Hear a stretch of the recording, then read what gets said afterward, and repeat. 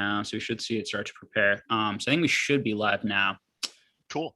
If we both want to go to my channel, You could see the pull chat. up the chat, yeah. Okay. And then also when this video pops up for me, I can quickly add a description. People will kind of slowly come in.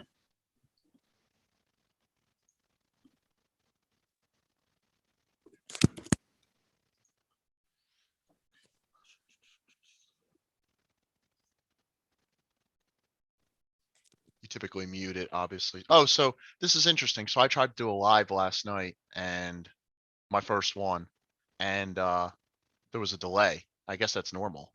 Yeah, there are delays on these things. Yep. You see anyone in the chat yet? Is it coming up for you? Yeah, it's coming up. Yep. Okay, good. There's a bunch of guys in. Nice. Hello, everyone. I'll be with you guys in just a sec. I guess while I just fix the description, if you want to just kind of like introduce yourself to people, yeah, that'd be cool. Who maybe haven't met you yet or haven't seen you on some other channels. Yeah. So thank you. First, thank you, Jake, for having me on. For everybody who doesn't know who I am, my name is Joe, Joe Turner. I go by Echo-Based Collectibles. I have a YouTube channel. Little bit about me, a little bit of history. So I've been playing and collecting Pokemon since it came out, since 1999.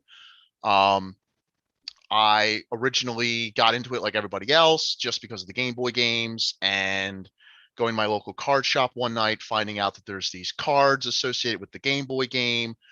Started to buy packs throughout high school. So when I got into it, I was actually a freshman or sophomore in high school. And I started to accumulate more and more of these cards. And to make a long story short with this, through personal reasons, I didn't have a lot of time in high school, but I had these cards. So I started to look into how to play the game with the rule book and making decks. And I had the 2-player starter set with the CD-ROM. So I popped that in and actually learned how to play the game. Looked up, I had AOL dial-up at the time, looked up on MapQuest, basically Yellow Pages, to see if there's any Pokemon leagues in the area. Found the local Toys R Us league, went into Toys R Us on Saturday, had my mom drive me. And I was one of the oldest kids there. And I remember sitting down and playing some 8-year-old and getting my butt whooped, basically. But I'm a very analytical, mathematical based person. I was originally a physics major, so I came home and I was like, I don't like losing. I'm a very competitive person. Played high school sports, and that just drove me to like, okay, well, I'm going to figure out how to play this game. Like, I cannot be losing to 8-year-olds. So I started to look online more back in the days of like Pokemon Zeo and like all the other Poke Gym. Joined Poke Gym website and started to get into the game a lot more into competitive play. Eventually found a group of friends, older people. We all started to hang out. We moved our league location a bunch of times until I eventually hooked up with Mike Martin, Pokepop from Poke Gym, who, if you know Mike Martin, he's on the rules team for Team Compendium. So they're the people that basically do all the rulings for all the card interactions. Okay.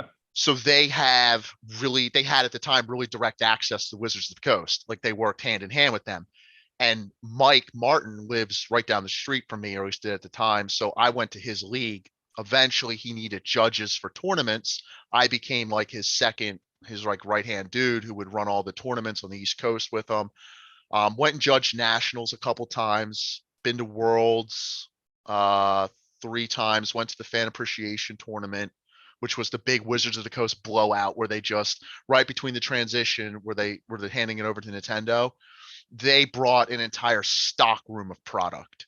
Like, I got 10th place and I had to wheel out my product on a pallet jack. Like, it was insane. Like, it was logistically, I had to figure out how to get all this stuff home. Like, it was crazy. But I really enjoyed the competitive play. I really enjoyed the tournament organizing side of things.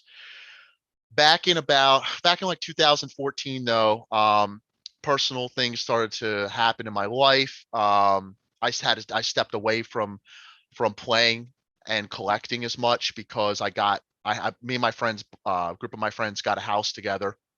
And a lot of the people that were in our new group of friends, they prefer D&D and Magic the Gathering. So I couldn't afford two hobbies at the same time. So I kind of pulled back from Pokemon and got into those naturally. Um, Around 2016. So the last set that I seriously collected, was Dragon's Exultant. So like right at the end of the black and white, start of the black and white era, like I remember going hard on Heart Gold Soul Silver, and then right around black and white, I pulled back, and then I missed all of XY. I missed um all of Sword. Well, I got back into it with Sword and Shield, but I missed um Sun and Moon. Sun and Moon, missed all the Sun and Moon, all the tag team sets. Yeah. So when I came back, I moved, I got married, and I've since been divorced.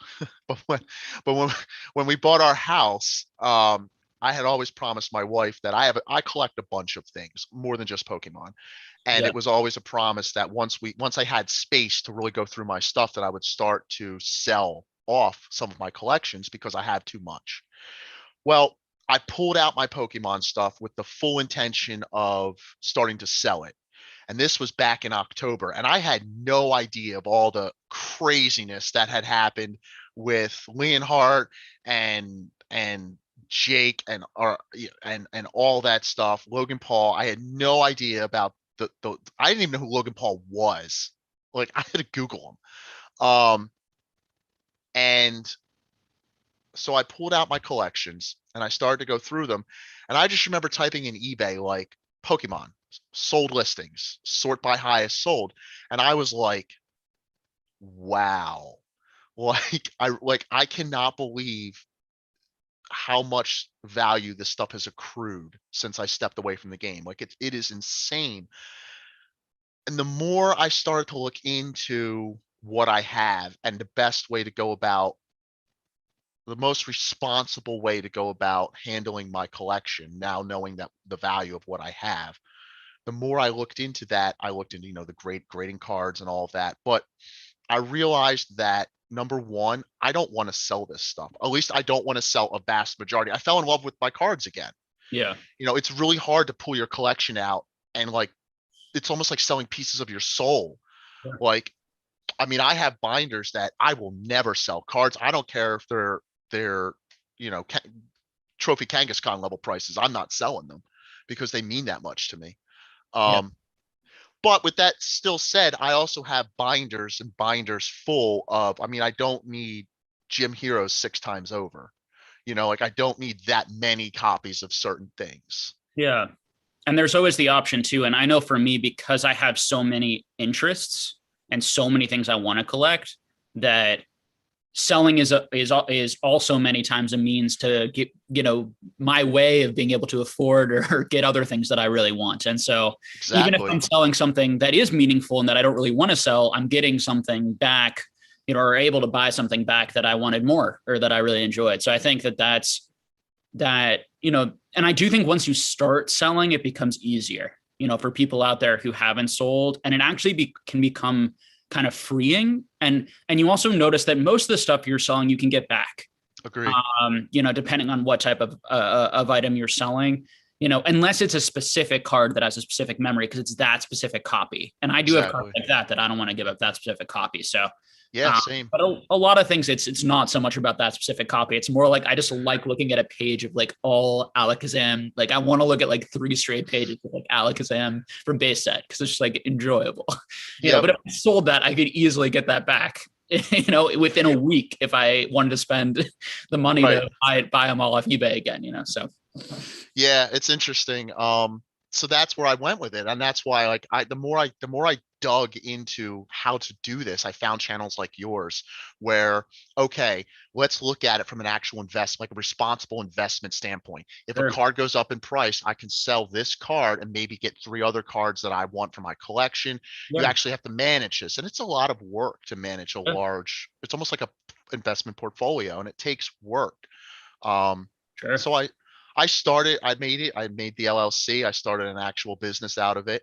Um, and the other side of it for me was, at the time, you couldn't get modern. And I have full intentions of, once League opens back up, of going back to League and actually playing as well. Mm-hmm. So with the frustration of driving and spending my entire Saturday afternoon hopping store to store to store not to get anything, I got a distributor license. Mm. So I have distributor access now. And my main goal for that was to get stuff for myself and to bring stuff, because I was so frustrated with seeing the scalping that was going on. Yeah. I was like, no, from a player's perspective, no. Like I have my website, and whatever I get from a distributor will always be below MSRP. I don't care what it is. But those were my goals for that. That's So that's very generous of you. it's, Yeah. it's, You care about players and you want them to get products, so you'll yep. sell them for it under what you could get if you sold it on eBay. Oh yeah, for sure. Yeah. Yeah. It's been an interesting journey itself, working with distributors. That whole process has been a very interesting learning experience. And that's kind of what I go into some of that on my channel as well. Every time I get a piece of news or a piece of information, it's a lot about, so like Danny Phantom does the same thing. He tries to teach people how to start a business, work with distributors. I like that about his channel. So I try and incorporate some of that into mine too. Like, hey, I'm just somebody new, just trying to start up. And if He I has a find, great channel, really great channel. it's very informative. Yeah. Yeah. There's a lot of interesting, I like taking different pieces from different channels out there, and there's a lot of great stuff in our hobby. Yeah. A lot of different opinions, and it's good to hear different opinions and then figure out sort of what makes sense to you or how you want to do, what your goals are within the hobby, and who kind of the influencers maybe you want, you look at it and you're like, I like that piece of that person. I kind of want to do something that they're doing, but maybe I don't like something else and I prefer what the person's doing in that way. And you can kind of mix and match. I've done that from the content creators that I watched, that I really absorbed their content with, with SM Pratt, with Scott, with TC, with Rusty, and with Gem and Pokemon. Those are probably the three that I watched kind of the most when I was first absorbing content. Cool. Yeah, so that's just a little background. Yeah. Well, it's great having you on. Thank you all so much for joining us today. As people kind of come in, you say Booyah, Blue Goose Collectibles, Rock Pokemon, Big Wheezy, Schrodinger's Cat, Aiden, George Bot. Nice to see you all. Jeremy, HWA, Jeff is, and David. Really blessed. If you guys want to start asking us some questions, we can start, or just kind of give us some topics that you want to hear us talk about. I'm sure we could also pick any topic and talk at length about. Let's see if anyone has any questions, and if not, then we can just kind of talk about what's on our mind. So it looks like William N asks, how was the PTCG, or what was the PTCG like during the early mid 2000s? I heard Yu-Gi-Oh was bigger than Pokemon for a while then. So this is actually interesting, and it's a good point. Yeah. I've wanted to mention this because I've heard you bring it up a couple times too, about the rarity of the EX era stuff. And I can 100% confirm this. I've been wanting to say this, been chomping at the bit when I hear you guys talk about this. Absolutely true. Those cards, so it was a very lull time in Pokemon's history. Those cards were short printed, most of those sets. I know I don't have exact statistics on print runs, but I know they were heavily short printed. So it's actually really interesting to see a lot of collectors and investors looking at those, the Gold Star sets, but the EX Team Rocket sets, the artwork in that era too is absolutely fantastic. Yeah. You combine the artwork with the scarcity, those sets are going to be very, very sought after for a while, I think, because it's hard as heck to find mint copies of those cards out there.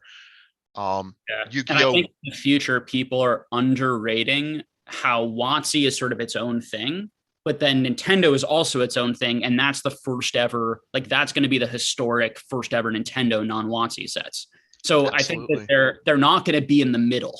They're not going to have a middle feeling, a random middle feeling to them. I think the sets might have now and going into the next 10 years or so. in 20 to 30 years, I think when people look back, as long as people are interested in Pokemon, there's going to be a like wow factor when you have it's not just going to be rarity. There's going to be excellent potential demand around those because there's going to be that more of that wow factor of age and of these are the first ever Nintendo, distributed sets. And I think that that's the type of thing that it's about trying to think about how are people going to think in the future versus how they think now. How we view value now versus how we might in the future. That's my what I think, and then if you add that with the rarity, it could be really big for some of those cards and some of those sets. Yeah, absolutely. 100% agree. The design aspect is its whole, I find it interesting because having seen all the stuff that's out there now from Modern, I have a lot of issues with card design in Modern and desire. Like I think a lot of, from my perspective, and I think a lot of vintage players and collectors share this perspective that there's just something missing from Modern as far as why the cards are not desired as much. It's hard to put an exact reason why. There's probably a multi-point reason why that is so. But not Japan designs the cards. They design the sets. I wish that they would go back and look at the history of what they did and work more of that into the future of the game and the designs. It's interesting that the better designed early Nintendo sets are also some of the scarcest. I think it's an interesting point where that comes with together. Modern, it's like from my opinion or my perspective, and I think it's just very subjective because it's what what do you like what do you enjoy to collect, Right. I think that for us, part of it's going to be that we're just attached to the sort of layout and style that we grew up with, so part of it's going to be that, and kids today might be more attached to the layout of cards today, although I think that they're going to see these old cards and probably hear about them as these really cool, rare, elusive things, and I think that they'll want those too. That's what's happened in other hobbies, so I assume it will happen in ours. Makes sense. But for me, I think some of these alternative arts are really cool. Like some of the designs, I do like the texture on cards. I think they are nice. Yeah. Particularly, when you look close, I think that a lot of the regular GXs and the regular EXs, I think are pretty I don't like them. I actually have a negative response when I see them. And that could also be because I'm we're just old and we're not of the generation. But I don't like them. I don't either. I don't like the V's. I really don't like the V I really don't like them. Yeah, I like the vast majority of them. I prefer almost always there's some regular hollows that aren't that bad from some of these sets. Oh yeah, a lot nicer just from my enjoyment of the card.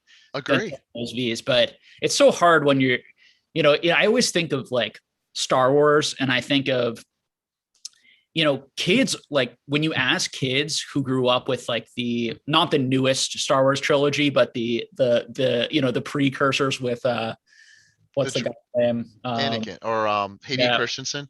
Yeah. What's the character Jar Jar Binks? Oh, right. So many people in our generation was Jar Jar Binks is the worst character of all time. He's the most annoying. And then they polled kids, and kids were the best Star Wars character is Jar Jar Binks. It's true. So it's hard to it's interesting how kids can feel very differently than adults. So, but that's definitely my feeling on those cards. They just feel very not interesting, not they feel mass produced to me. Yeah, exactly. And there's something about the original EX era cards and the and cards like E series that just feel the art just feels a lot more interesting, with multiple Pokemon doing different things and relating to each other, and different hollow patterns that just do it I respond to a lot more, but it's very subjective. So it is subjective. I mean, at the end of the day, their goal is to sell product, and they're having record sales. So they probably don't see it the same way we do, and kids probably don't either. which is And I think they're cool. Like I like the gold cards and some of the secret rares. I think they're pretty cool. I think that they're not as cool as like DBS. I don't know if you collect any Dragon Ball Super. Like I used to play the original Dragon Ball. Yeah. Yeah. So yeah. Yeah. So like Dragon Ball, like DBZ, like Score, you mean? Or, Yep. Yeah. So like what DBS is doing now, part of the problem with DBS is like every card looks like that. So it's like, what? Like I don't think any of these things are like particularly like collectible, but they're in terms of that rarity element. But other than the fact that Bandai does not produce very much, and so there is some interesting potential just with that. But like when you open up a pack, it's like every single card is like looks like a hit would be in Pokemon. So this is a point that I made a while ago, and the thing I like to say is when everything's special, nothing is special. Yeah. I remember like one of the cool things about the early Nintendo stuff and the Wizard stuff that made it the chase behind it was you knew the pull rates too. You knew that when you had a box, 1 in 3 packs was a hologram. There was 2, like when you could predict the crystal pulls, you could predict the shining pulls, you could predict the secret rare pulls in a box. I couldn't tell you today what the pull rate is on an alternate art to save my life. Like it's hard. And you have Vs, you have V Maxes, you have alternate arts, you have golds, rainbows, reverse hollows. Like, I mean, I remember when the reverse hollows came out, that was really cool and everyone really liked that concept. Yeah. But they're almost meaningless now. Like nobody even wants them. They go in bulk. And I do think though we have to be careful with that we were kids. So I think part of the reason, like the thought that I have in my head is like part of the reason that those cards were so special is because I got 1 pack every 2 weeks. That's true. That is true. Yeah. Whereas like now as an adult, I can just like if I was back then, I would probably go out, I'd take like $5,000 yeah, like fill a room with like Wizards of the Coast product and just own many copies of like every holo. And so I think that when I try and think about like what it's like for kids, if they can even get the product, and that's a whole nother, awful thing from this year, but if they can actually get the product, now some parents are opening boxes and boxes with kids. So I think it's a little bit different because like none of our parents were interested in Pokemon outside of like Gary and a couple of like other, a couple of other parents out there. I remember those parents. They were the cool parents back in the day. Yeah. I mean, luckily my parents were super like supportive of my hobby, but they certainly had no interest in it. But they were willing to like buy me a pack every couple of weeks. And that's how I did remember, it. I remember the old like full, cause I used to get like Pojo magazine and like Beckett, but I remember like the full page ads for some of the websites where it was like Gym Heroes first edition, $109. And I remember handing it to my mom, like, I want this for Christmas. Like, give me one of these. Yeah.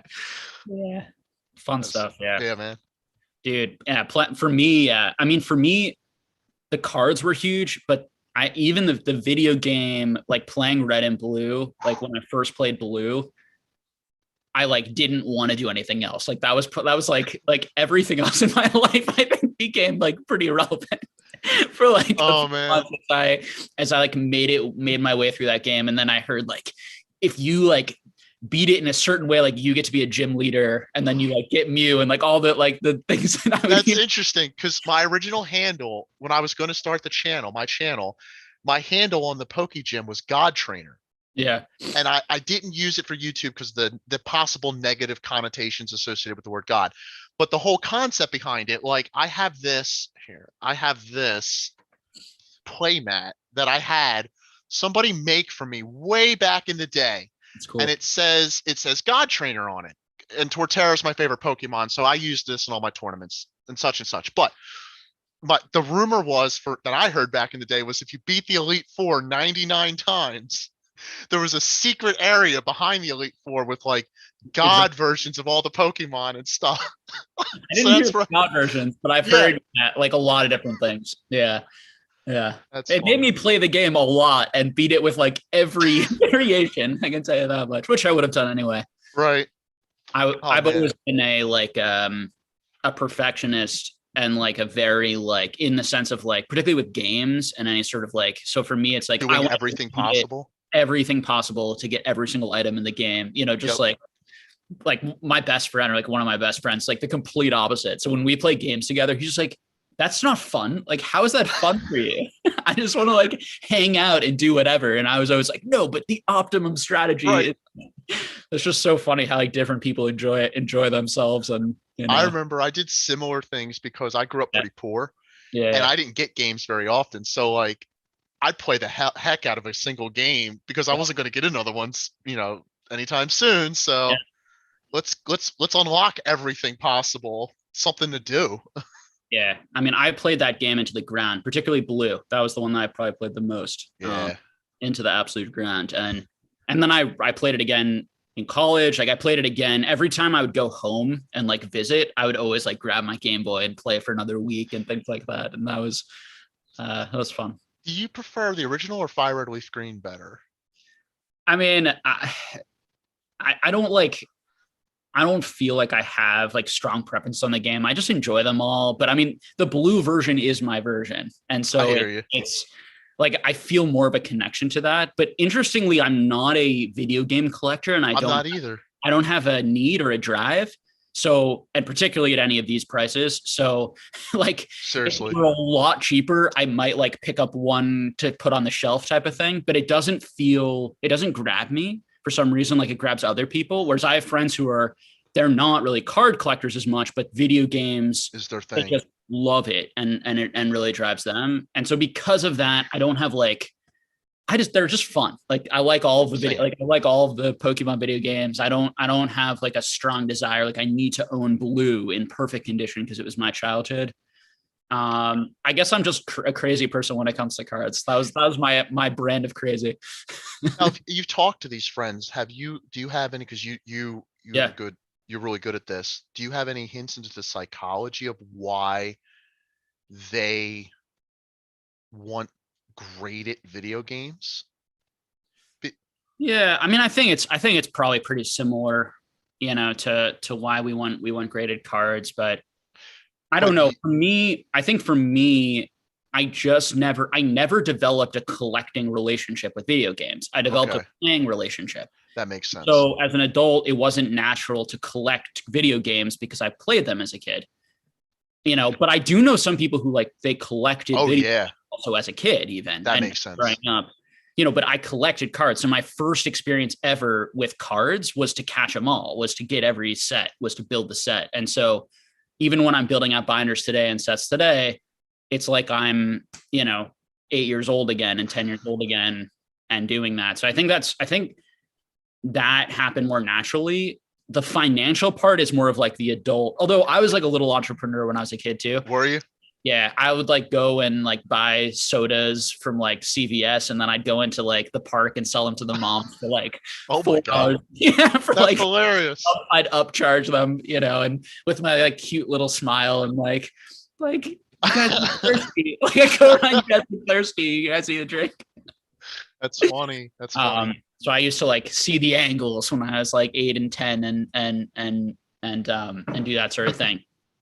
But yeah. So for me, I think that's that's part of the craziness of why I'm so into the collecting and investing, because it also really feeds that fun entrepreneurial like capital, like building a business, building inventory, building up things that are valuable, predicting the psychology of markets. And so it kind of combines my like love for these things as a kid with a lot of other things that I really enjoy and I'm interested around like markets and finance.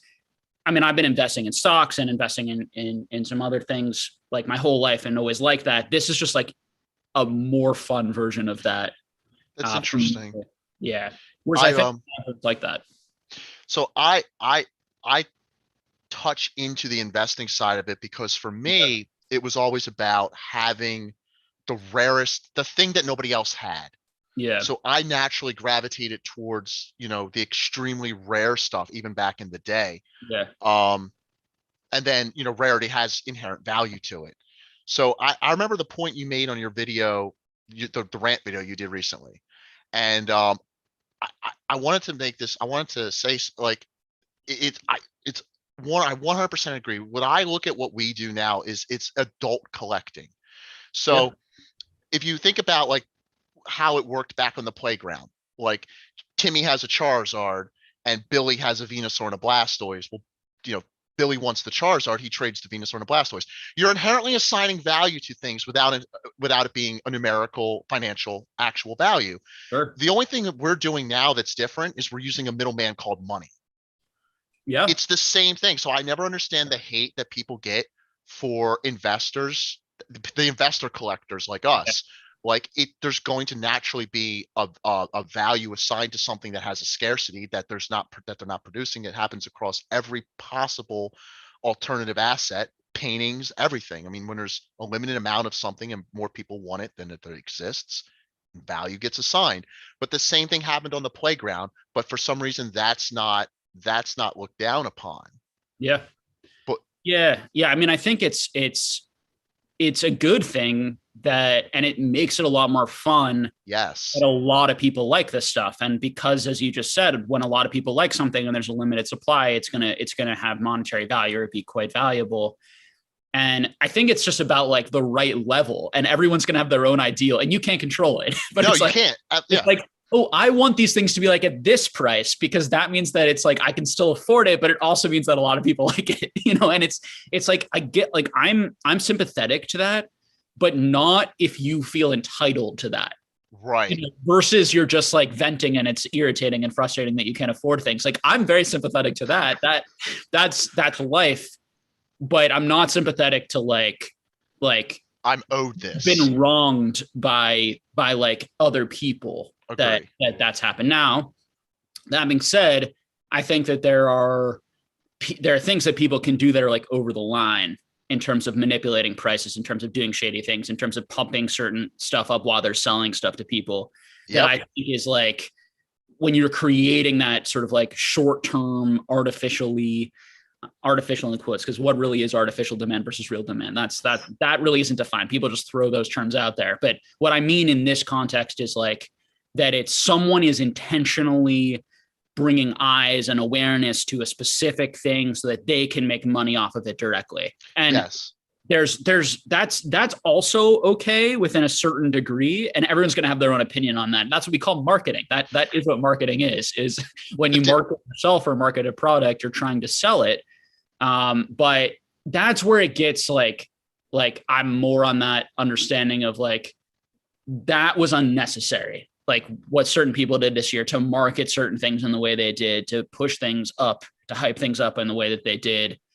And it caused like more damage than good, in my opinion. But we're going to calibrate, and none of that affects the actual interest. Like people who love this stuff, like they may go to bed like irritated for like a few weeks, but they're not going to like leave the hobby because someone made a bunch of money and kind of, manipulated a certain amount of people or bothered a certain amount of people. So my advice to those people is just like, just try to be patient, take breaks from those types of spaces and go back to like enjoying set your goals, enjoy, meeting your goals, all that sort of thing. But how's it been for you with all that stuff this year? It's been good. So I actually have more like this. I have other hobbies too. This is how I cope with a lot of this too. Cause my one hobby I have is I compete in strongman.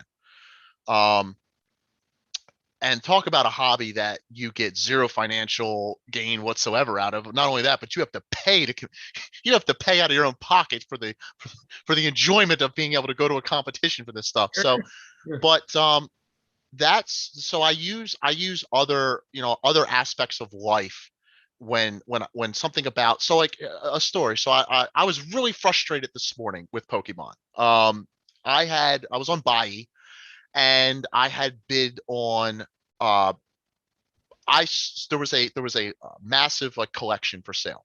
Yeah. And it was very poorly described in the title as to what was in this collection. But I happened to scope on the photo that in the upper right in the binder in the picture, there was a Umbreon and Espeon play promo in sleeves. Now I couldn't tell the condition, but I'm willing to bet on it. Those are the only two play promos I don't own. I had the opportunity to buy them back in the day for basically $1,000. But for a college kid, $1,000 is a lot of money. Yeah. and I didn't have it back then, but I knew I wanted those cards. Anyway, so I saw them in this auction, and Buy does this thing where they limit you for new buyers. So I couldn't. It worked out, so I placed one sniper bid, and I was hitting refresh like all morning on that, and somebody outbid me. They sold for like $4,000 for this whole collection. Yeah. And it was definitely a moment where I was like, I wanted those cards so bad. I was so frustrated because, as we all know, they don't come up ever. And they flew and like hardly ever fly under the radar too. So that was a moment I had this morning. But you know what? We all like, if you have your life in such a way where you have other things to go do, then you can let that roll off your back. Like missed opportunities, maybe bad financial decisions when it comes to Pokemon. Like it shouldn't be the main focus of your existence. And I think from a pragmatic perspective, I look at it as like what adds quality to your life. Right. And a lot of what adds quality to your life in collecting is having things to continue to chase. Yeah. And so when you miss out on something, like, yeah, it's painful and it sucks and that doesn't feel good because like you do want that, and getting that acquisition is like an amazing feeling and an amazing relief. But like you also, when you get that acquisition, now you lose the ability to get that acquisition for the first time, so this stuff is comical. Like when you really analyze like what like we're ridiculous creatures. Like we are. It's so funny. When you really analyze like what's happening here and that's the thing about materialism, right? Is that like when you get something, you just want more. And so I think it's part of understanding that is enjoying the process and keeping that sort of like level-headed balance. And like when you don't get something, it just gives you an opportunity to continue to chase after it. And that's part of setting those goals, is having fun. And it's really about the experience of building your collection that brings the enjoyment, and not achieving it and having it. And when you look at some of the guys who have the most stuff, like they're bored in a lot of ways, and they just move on to a different hobby or to something different. And that's not a slight on them. That's true for anyone. When you have all the top of the mountain cards, it's like, well, now I'm going to move to the top of mountain cards in a different something hobby. else. Right. Like, why do you think SM Pratt or Scott Pratt built that alpha rare binder, and put up a lot of money into that the last few years? Probably something to do. He needed. Yeah, he owned or had passed through him, most of the trophy cards in the hobby. And now I'm going to go after alpha cards, which are actually rarer than base set first edition cards, for example, by a very large margin. And so that's going to be difficult, and they're mostly already in collectors' hands, and it's a more established market. So it's going to be more difficult for me to track all of that down. And it's kind of like a fun challenge. So I think that's what we're all doing here. And so I think understanding that can help ease the competition and the animosity and the jealousy, that it's not about necessarily owning that collection that gives you the joy. It's about figuring out how to like build that over time and appreciate like your journey in the collecting world and the collecting hobby, something like that. It's a real life video game that we're all playing. Yeah. And those that have more maybe have just been playing it longer. Yeah. So speaking of like having these chase items that you've been wanting in your collection for a really long time, I have these that I printed out back in 2003. Yeah. So these are eBay printouts of so this is the Super Secret Mega Battle Hawaii deck. So this is the English VS deck. Okay. So what they did was, you can see the cards. Yeah. English actually released a versus set. The Tropical Breeze. Yes, but there was a whole 30 card deck. Yeah. And there's only like 10 copies of this deck, or some very low number. I don't know the same. I might be wrong about this. It's the same ones that were in like Japanese, French, Italian. They just had less for Italian, and they had most for Japanese and less for Italian and French. They only had like one or two, I heard, for some of the languages, because they did them because they handed out to people who participated or won whatever their language was or something like that. That's the story I heard. Exactly. Yep, you had to win. I think you had to win from your country to get it. But the sale price was $585.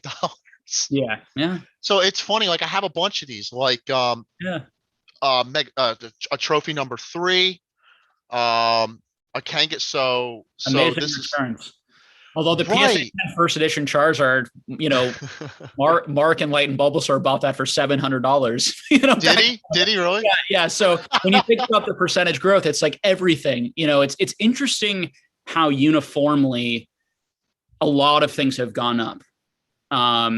And I think that when you really study like the price history of lots of different things, you see like why didn't this one move as much as that one? But a lot of stuff from set cards to middle generation cards, like even a decent amount of modern and things like evolutions and stuff like that. Like a lot of them have grown in a similar 6 to 7 to 8%, 800% growth rate change, very similar across no matter what, which is very interesting. That is interesting. Why that would be.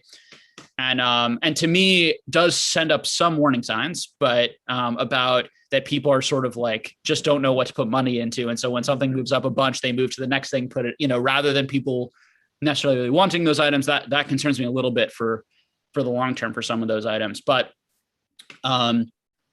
yeah, that's interesting. And then when you see these long-term gains that people made, these like, 10,000%, just crazy gains, very similar on like, Pikachu Illustrators, Charizard first edition PSA 10s. So I always find it so interesting when people claim that they did something smarter, they did something better. Like you just needed to, it was smart that you put money into Pokemon and you held it all this year. That was.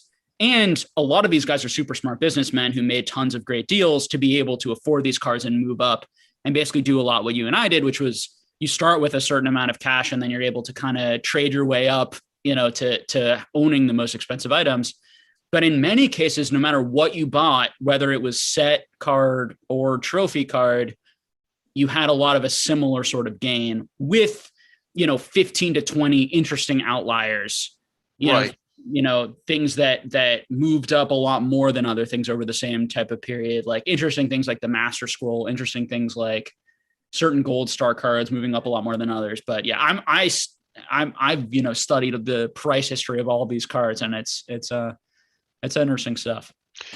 Yeah. So the reason I printed these off back in the day was I hung these on my wall. Yeah. And it was like, I will own these someday. That's what I kept telling myself, not knowing where they were. No one could have predicted the prices back then that they would hit today. And I always told myself, well, I knew. So that was the thing. And I think that's one thing that separates. It's almost like there's this extra area of knowledge that once you get into, once if you have an inherent drive to want the rare stuff, you're probably going to do pretty well. Yeah. I wanted the trophy cards even back then. I really wanted them because I wanted to own something that nobody else did. Like I would have rather had this Kangaskhan trophy card for $380 than seven first edition Charizards. Yeah. And that, looking at it now, that's probably not the best financial decision, but I wanted the rare cards. And Trophy Kangaskhan's infinitesimally rarer than first edition Charizard is. Yeah. But that's that chase that you were talking about. Like once you get everything though, then like what else do you go to? Yeah. Part of what I was, explaining to people is like the people who are newer in the hobby don't realize that you're going to get bored of base set. And it doesn't mean you're not going to love base set. And I was trying to say this, when Logan Paul first came in. And people were like obsessed about base set. And it's like, absolutely. It's freaking base set. We love base set. It's great. Every time I see base set, it's great. Right. But in terms of chasing it, you're not going to chase that, unless you're trying to get 9s and 10s and you're not like very well off. Sure. You can chase that for a really long time.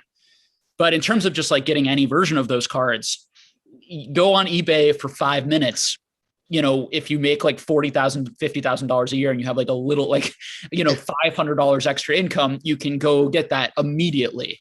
Try that with the Trophy Kangaskhan. Try that with any of these types of cards that it's a lifetime to chase down some of those potentially. Yeah. I think that's where you get into, and that is the importance of condition rarity, because condition rarity gives people that chase on cards that they might like better. There are plenty of people who say they have zero interest in trophy cards, which is totally fine. Yeah. I think for a certain number of people, it was like, you say that now because you just got back into the hobby, wait 6 years, because almost everyone I know who's been in the hobby 5, 6, 7, 8, 15 years, their Grail cards are almost all trophy cards and not set cards. And they don't really talk about set cards too much anymore. And so you say that now, but just wait till you see how you feel, and you might feel the same way, but I think that it's sort of a natural progression that I think happens, that I was trying to give people that perspective.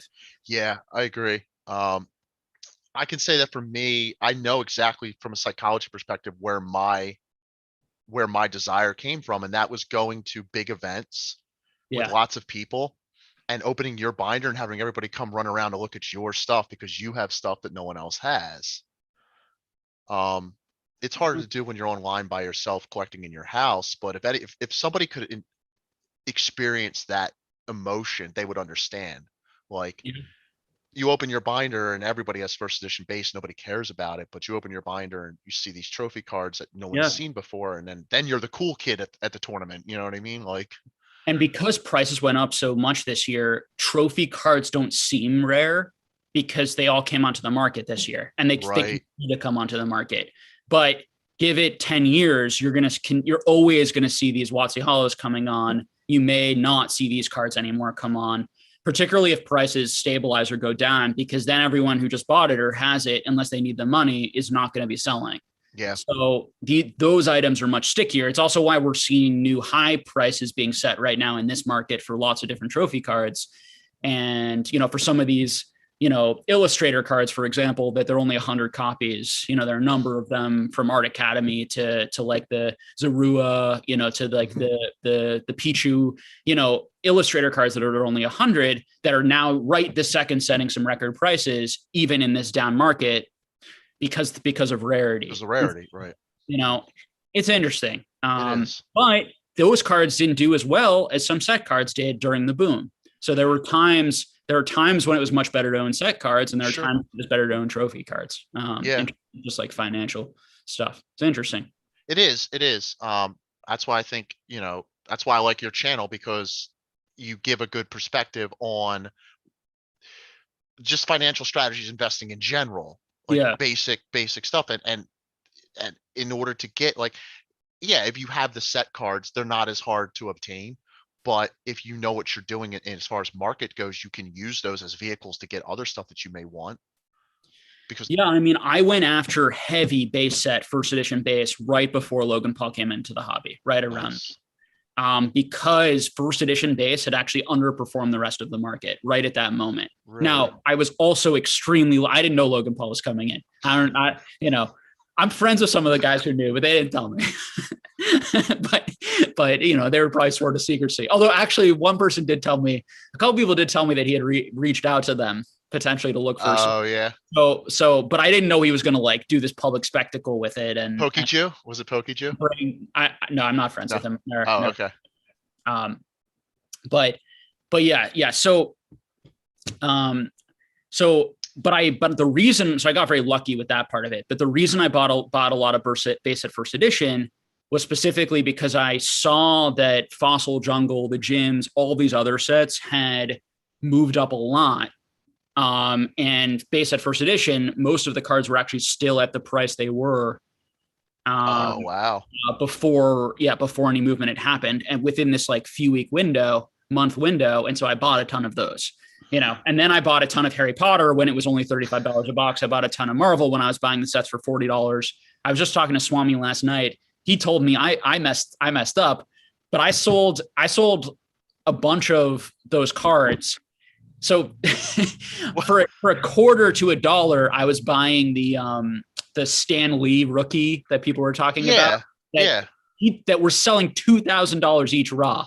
So like a month after you could buy that card for $1, it was selling $2,000. Wow. He told me. So I sold mine at around $400 each, which is still like an insane month period. Wow. I didn't even know they got to 2,000, but you can't time these things. But part of that's just luck. Part of that was understanding the wave that was happening this year and happening to be right with my theory on the year that like cards in general were having this explosion. It was moving from like one thing to the next. Right.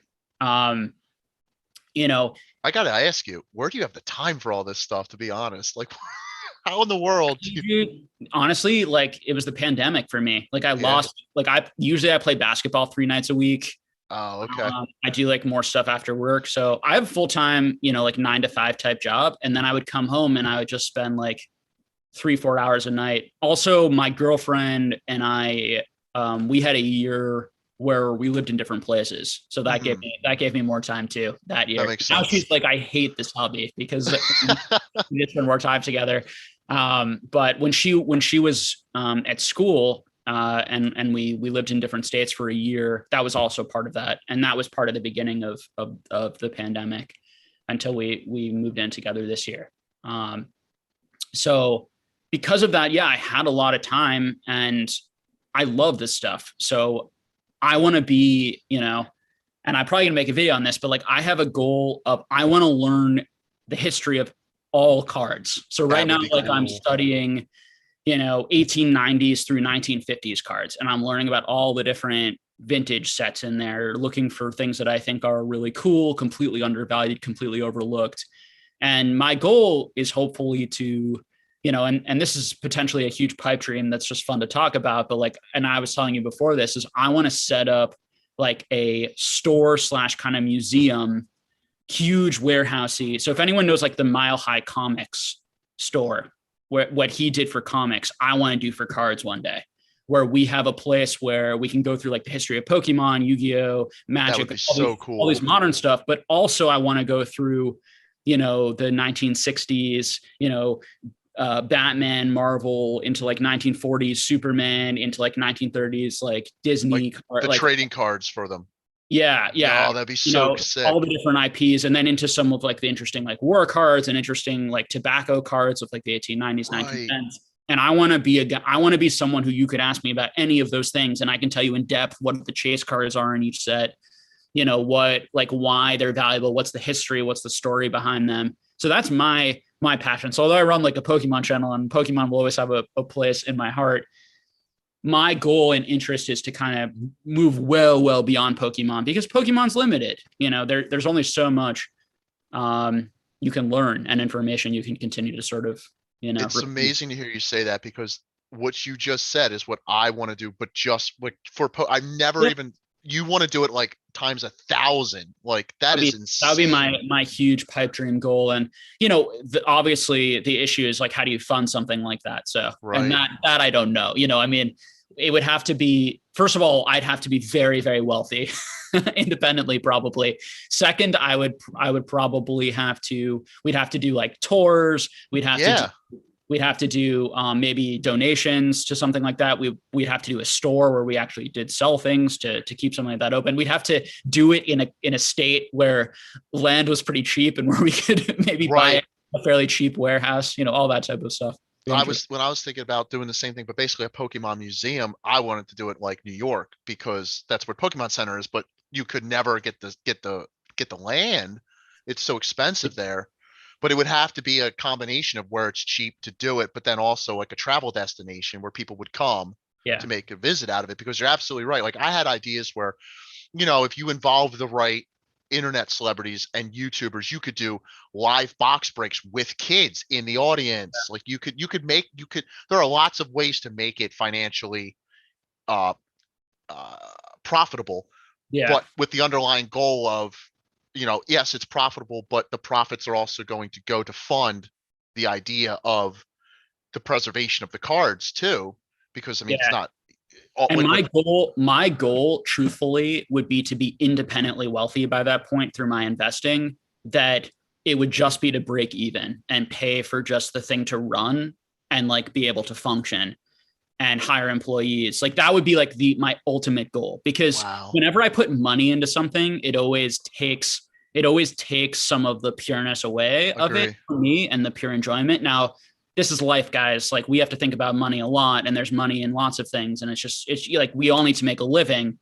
But like if you can make a living and then you can have like a hobby or something that we could keep, like everyone would know this is like just freaking sweet, and like no one's making money off this. It's like kids are able to like it's potential dream world, right? But It that would is right. that'd be sweet. It's even It fun would to be talk sweet. about and think about. It is. I started thinking about this stuff because, like, as of right now, where I'm at with my life, I I don't have, like, if I were to just get hit by a bus tomorrow, Yeah, I have some pieces in my collection that are extremely rare and no one would know what they are or what to do with them. sure. I would honestly rather donate them to a place like that or like a Yeah. museum. Yeah. It's stuff I don't ever plan on selling personally, but what do I do with it when I'm gone? You know what I mean? Like who do I give it to? Yeah, and it'd be interesting to have like a museum combined store, right? So you'd have a museum where Yeah, people maybe could donate, and those items would never be sold. Like those items would be there for kids to learn about these things, enjoy the hobby, be introduced, and you'd have tour guides and people who are super knowledgeable who could teach you everything about these things. And then you'd have, some store elements, maybe some opening elements, like other sorts of things. I mean, because my thing is like, and we'll have to see it. I think that cards are just so underappreciated and underknown, I agree. Pokemon is very appreciated, and Pokemon cards are very expensive, guys, compared to lots of other cards. It's just the truth. There's so much out there that's really cool and historic and interesting. That's very affordable, and I think part of it is because there's no catalyst, to exposing people to those sorts of things. So that would That's be an a awesome idea. long-term project, So Yeah, man, that sounds it's fun to really, talk really about. cool. I'm sure we would all love that. Yeah. Yeah.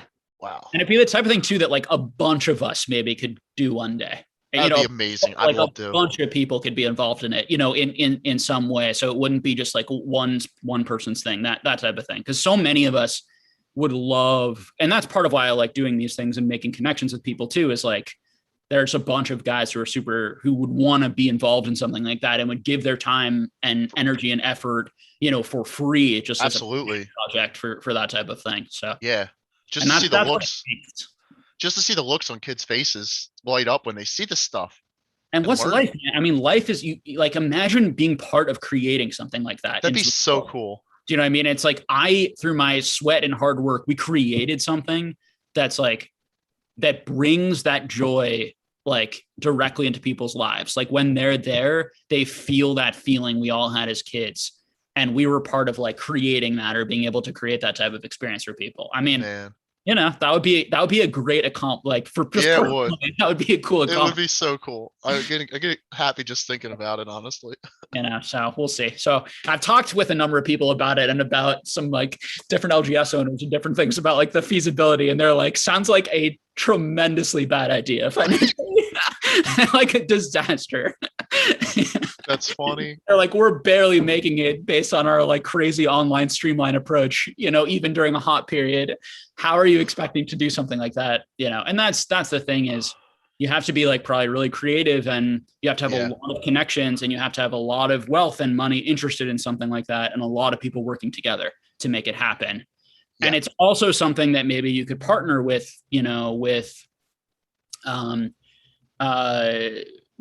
don't know, the Pokemon company with PSA, with some of these big, with having some tournaments there or some, celebrities come in or, it's like, it's the type of thing that if it really could become that central hub. And now the question is, how much value is there in being in person? And my feeling is there's a huge amount. And I think part of the toxicity we've seen happen in the hobby this year is because the hobby has moved all online. And because online is great and it allows us to communicate, but there's also a lack of personalness, connectedness that happens in person. A lot of that, I think there are going to be less misunderstandings, more. Oh yeah. I think that more friendships can be built that way, and people's kind of passions and enjoyment for this can shine through, in those types of spaces. So, yeah. So. What do you guys think in the chat? Yeah, we haven't asked anyone anything. Let's see what people are saying. Jake, I thought you said you made millions off your investment / skilled product. Well, I do have millions in product, but believe it or not, it probably is hundreds of millions of product to open a store like that I would want. Like Mile High City Comics, he has hundreds of millions of dollars worth of comics to run a place like that. And I'm a social worker, so I don't have a lot of income. So my money actually comes from investing and reinvesting and trying to grow that money. And I'm 32, so my hope is to invest smartly, grow it. And also in the back of my head, I'm also building these investments and this inventory, hoping to open something like that up one day. Now, this all could be a complete pipe dream. It's so fun to talk about. But I am, I'm serious about it. And I tend to be pretty driven towards making something happen. So we'll see, but I would not expect this thing to happen for many, many years. And it's the type of thing that also could happen like slowly over time. I do want to go to like collecticons and other sorts of things just to meet more people. I want to pick like people like Charlie Herlocker's brain about this type of thing. I'm sure he's thought about doing something like this. There are lots of guys in the community who are very like business minded, but also care deeply about the history and want to highlight the products in a way that Right. that elevates it and shares it with people. And so a lot of cool stuff. And, so we'll see. But I think if you got it big enough, you would be surprised at the amount of philanthropy that would fall your way for something like this. yeah, like if I sold all my collectibles and investments and I moved to like a fairly affordable place, I could just never work again. But that sounds like a miserable life. Yeah, that doesn't sound like fun at all. There's no goal. Like what we're talking about here is like building something cool Right. and awesome, not selling things that you like and then just like living cheaply so you don't ever have to work or do anything again. Like that's the opposite of what I want to do. Yeah, exactly. So Yeah. I think it's interesting when people are like, you're wealthy, why do you keep working? Or why do you keep doing things or you have a certain amount of money? First of all, what I will tell you is everything is very relative because I can tell you like the amount that I have versus the amount that certain people have in the Pokemon world. And then the amount that like, What I would say is, how do you think you got that way to begin with? It wasn't by doing nothing. Yeah. I mean, it's through very hard work, lots and lots of research, and a lot of timing and luck. But that's how, if you do that throughout your life, you're probably going to have those moments where you get very lucky because you're putting yourself in that position to succeed because you're seeing what works and then you're trying to replicate that and you're putting a lot of bets on a lot of things. Something that Charlie Munger says that I really like is you're going to have a few of those moments in your life. Odds are, because you live a long time and because there are so many opportunities, you're probably going to have a few opportunities like that as long as you put in the work where you can have that sort of success or be like first or see something that other people didn't, whether that's inventing something, if you're an entrepreneur. And some people just aren't, they don't have that inclination, or interest and maybe aren't creative in that sort of way. And it's more like, I want to be told, and this is what I worry. It's like when you want to be told what 5 cards to buy, you're already behind. Right. Like that's like, you're already. I watched your video on that. Yeah. Yeah.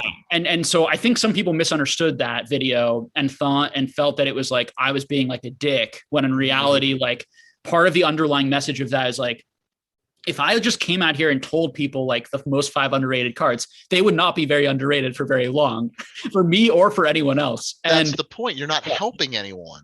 Yeah. It's a lose-lose. No one's going to win if you just go on here and tell people what 5 cards to go buy. Number one, no one's going to gain the knowledge on their own.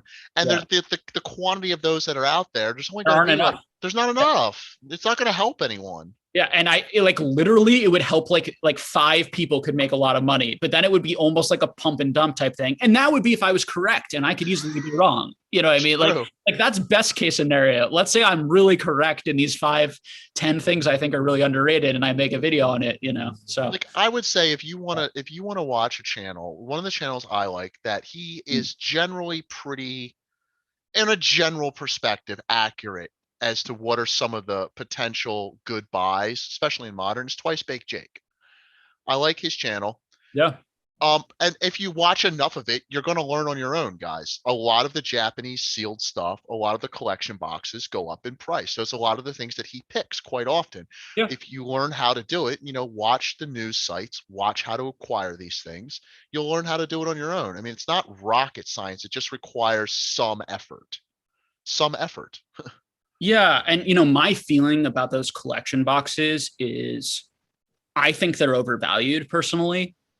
Just to be completely honest, because I think that they're so associated with value, and I think everyone thinks they're so valuable, and people are buying them and holding them for that sort of reason. But people do really like them. There aren't that many of them, and the reality is like they've been good investments, and they may continue. I mean, they've been phenomenal investments. Like something like CP6 has been a phenomenal. That's been one of the better performers of anything, over the past 4 to 5 years. So that's up there. It's not quite at the level of like Top Soon and Level X cards if you bought like PSA 9s and 10s of those, but it's like close. Like it's one of the best performers, and that can't be ignored. But just giving my personal opinion, I look at that item at $2,400, and it's not near like what I could do with $2,400. Sure. In terms of my just enjoyment and like what I value in terms of like rarity and interesting, unique, old vintage things, both in this hobby and other hobbies, the price doesn't make sense to me. But the market completely disagrees with me, at least for now, and it might always disagree. So I think now if you, Joe or anyone out there sees that and sees $2,400 of value, or sees that should even have more value and feels like it's undervalued, you should absolutely invest and buy in it. I agree. I think some of that invest in what you understand. If you understand why that's underrated, you should buy it. When I say that I think something is overrated, I'm not talking from some position of like an all-knowing, all-seeing person. I'm one person who has his own opinions on what's overvalued and undervalued. If you think something is overvalued or undervalued, and I think it's overvalued, you should listen to yourself. You definitely should not listen to me. Like that would be my advice 100%. There's a card that I did that personally with this year. I think there is one, and I'll even mention what it is because it's not going to come up and I have enough of them that I'm satisfied with them. Yeah. And I may be wrong on this, and I'm not a financial advisor. Disclaimer. So from EX Dragons, Reverse Holo TV Reporter, the card was never printed in America. It was never printed in English. It was printed in 4th run over in Europe, and the English copies of this card are so scarce, it's ridiculous. Yeah. When the card came out, people were paying in 2003, 4. People were paying $200, $300, $400 for a copy of this card just to have it in their decks because it was a staple and you wanted a whole foiled deck, so you wanted this card. But the legitimacy behind how rare this card actually is printed is for real. And I remember hopping on eBay and seeing raw copies at $300 or $400, and I was like, oh, I made a video on it on my channel. Nobody jumped on it, so I was like, okay, I'll go buy the only 2 copies on eBay. And it may never do anything because it's not a very popular card. It's not like it doesn't have the popularity aspect to it. Nobody really cares about Reverse Holo TV Report. It's not Charizard, but the scarcity of the card is definitely there. And I personally have a connection with that card because when I was around when it came out, and I remember how difficult it was to get. So that's a card. I don't care if anyone else really likes it. I like it. Yeah, it's tricky, with a card like that, because it's like, it's very hard to quantify what the value of something like that should be because, this card might have really low demand and just really low interest. And the only interest it has is really because of rarity and, not anything else. Like there's nothing about it that is appealing to people other than the rarity. Can something like that be successful? How successful can it be? And then what is going to be the catalyst for that becoming something that people really like psychologically, is a big YouTuber going to talk about it? Or things that I look for, and hopefully this will be helpful to people, is how do people move? Why do people move from one thing to the next? So where are people at right now that they're going to move from that to that item? And that's the struggle with an item like that, is I'm not sure it's similar to other things that have a lot of value that it makes people then move to that. Now, if a lot of people started collecting and investing in like cards like that, right now, like who collects like DJ Gigabyte? Like he's like the only person. Like there are like 5 people who are like interested in like super obscure and want to collect all those things. And it's hard because you have to know the history, right? You have to know the history. And then even when you know the history and you look at it, it's still like a TV reporter.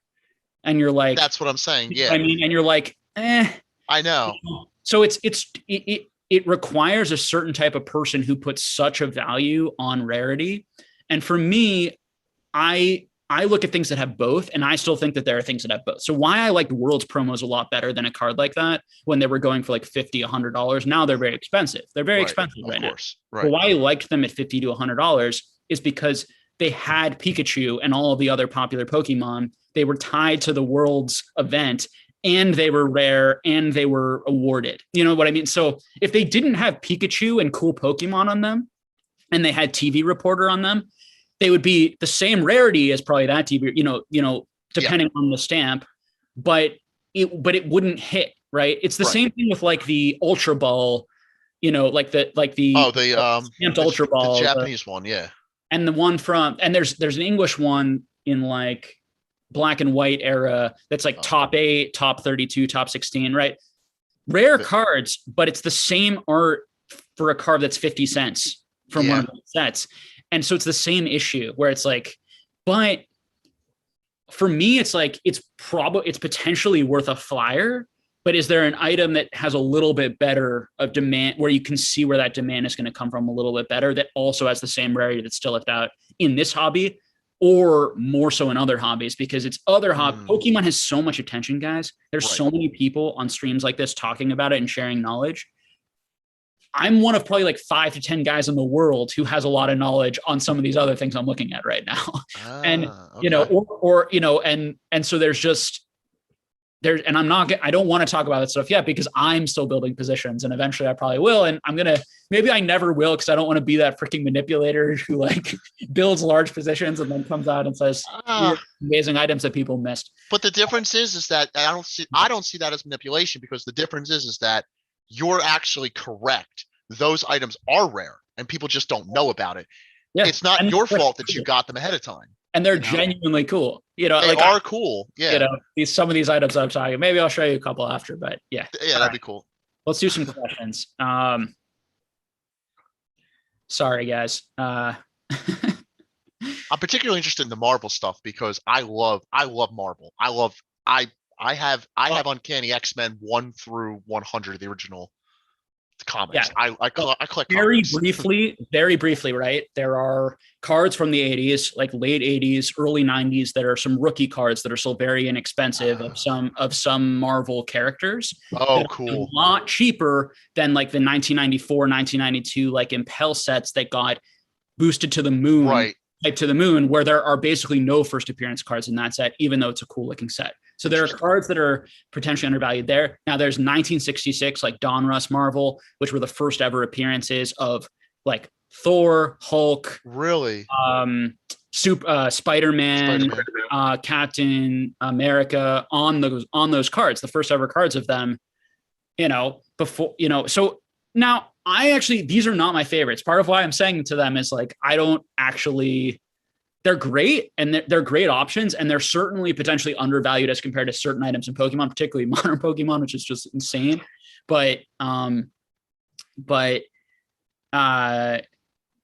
there's my point in illustrating those things is like, I have like 15 to 20 examples of things like that from all different years that I think are really cool, that are first appearances or interesting stories, interesting historic cards that tell a story about a specific really popular IP or a specific really important, historical event that nobody knows anything about. And I think if people knew about them and saw them in PSA cases, there would be a market very quickly built around them. And I think a big reason why there's so much money in certain Pokemon items is because people have a lot of money and they don't know what to spend it on. And it's like all of the vintage stuff got way too out of their price range that then they moved to there's a reason why modern didn't go up at all until vintage went up a lot. And was because vintage is where all of the real demand was and all of the real investor interest. And then you started having lots of YouTube channels come out saying, well, that stuff's too expensive. This stuff is also going to be valuable. This stuff is just as good. You should start doing this.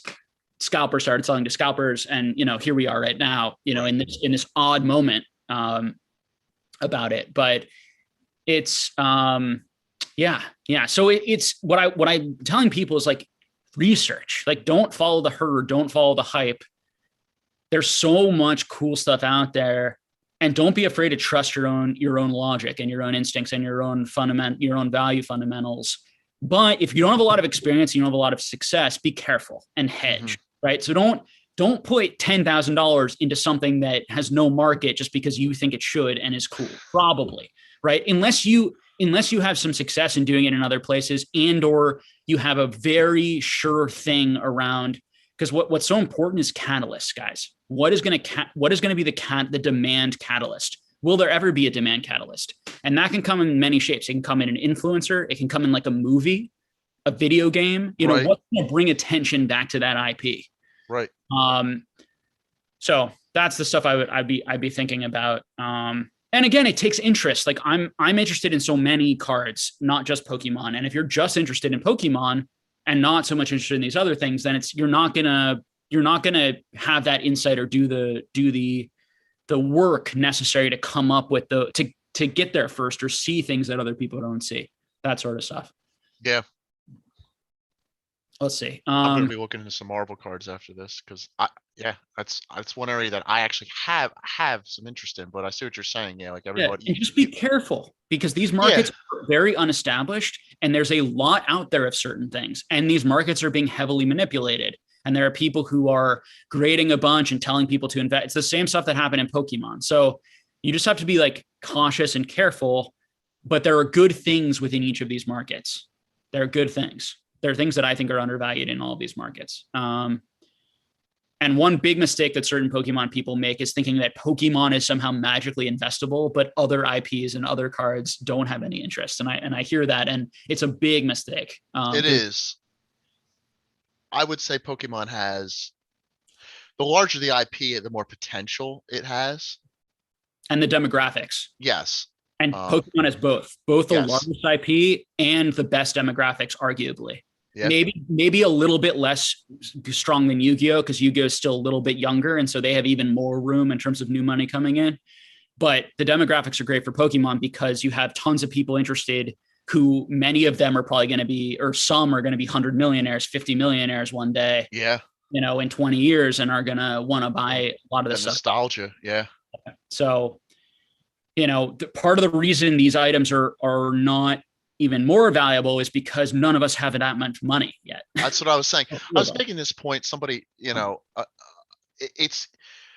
somebody asked me, what do you think is going to be the next catalyst that's going to cause another 2020, 2021 event? Yeah. And I'm saying it's very, very hard to predict because one of the things that happened was the sports card players came in because they need, the people with a lot of money in position, the millionaires, the base, they came in because they saw what was happening in the news, in social media, and they came in with a big position and drove the price up. Yep. Pokemon in general has historically not been a rich man's hobby. It is a average Joe's hobby. Your average collector only has so many $1,000 bills to throw around. Yeah. If it's inflated to a point where nobody can afford it, it's going to naturally come back down to an equilibrium.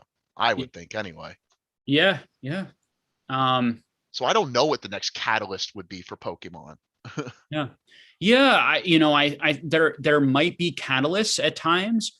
This also might have been the big catalyst.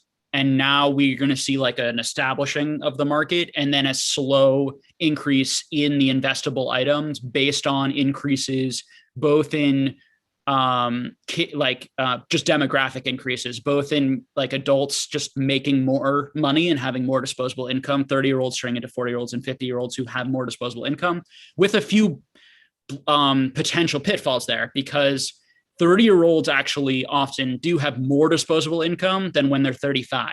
So this is something I'd be very careful with, guys, because when you have kids, like when you're single and you don't have kids in your late 20s, early 30s, you have a lot more disposable income. When you start to have kids or you want to buy your first house with your wife, and there are going to be a number of people in that situation, there might be a bunch of people who want to sell into that because they need to, there are more important priorities beyond these cards. So you have to be careful with that. And then maybe they come back to it once they're even more successful in their business in their 40s and 50s. So there might be different times where that gets bigger and smaller. Now, but will that a little bit of a down, shift be replaced by 15-year-olds and 20-year-olds today who are going to be now 30 and have the same type of more disposable income, and not married, what I mean? So, and that I don't know, but I think that the demographics are really strong for Pokemon. They are. So they're the best of any of the, It's also one of the only intellectual IPs in the that has reached it's a generational game at this point. Yeah. We jumped the shark. I mean, you have parents teaching kids that played when they were kids. Those Yep. kids are going to grow up and teach their kids. Yeah, probably. It's going to be cyclical at this point. And I remember though, back in the EX era, like there was a fear when Nintendo took over and Skyridge was the last Wizard set. There was a huge fear that the game was going to die. That was it. The game was dead. Nintendo wasn't going to support organized play. Like this was a real fear about the people in the game. And that's not a thing anymore. Like this is going to, I think that they're just going to keep making cards forever, honestly, at this point. Yeah. Yeah. Yeah. I mean, for definitely the foreseeable future, it's on fire. All right, Like, let's do yeah. Does anybody have an opinion on Crazy Bones? What's Crazy Bones? You know what that is? Is that a new game? I don't know. I think Crazy Bones is before my time, someone says. I'm not sure. I'm gonna Google it. Cooler than Pogs. Sorry, yeah, I missed. Pogs. I definitely. Crazy Bones. I think. Ooh, wait, well, Crazy Bones. They're like little collectible. Okay, so they actually remind me of a game, a little thing I collected when I was a kid called Monster in My Pocket. Huh. So they're like little colored, tiny little figures. I'm sure they have some sort of rarity and randomization to them at something. So, invest heavily is what we're trying to say. Crazy Bones stonks. Yeah. We didn't think about them and didn't know about them until 3 seconds ago. Right. Have them. Brought to you by the creators of MetaZoo. Yeah. It's the 3D representations of the creatures in the MetaZoo game. What are your top 3 sets that you are most bullish on long term? You want to answer that? Sure. I lost it. Or just some sets that you think are strong sets. EX Team Rocket returns. Skyridge. And how to put a third one in there. I really like Fire Red Leaf Green. Yeah. And I think that is an extremely undervalued set right now. I think it's Gen 1. A lot of Gen 1 EX early or first appearance EXs. That Charizard EX is a fantastic looking card. I always like that card. Yeah.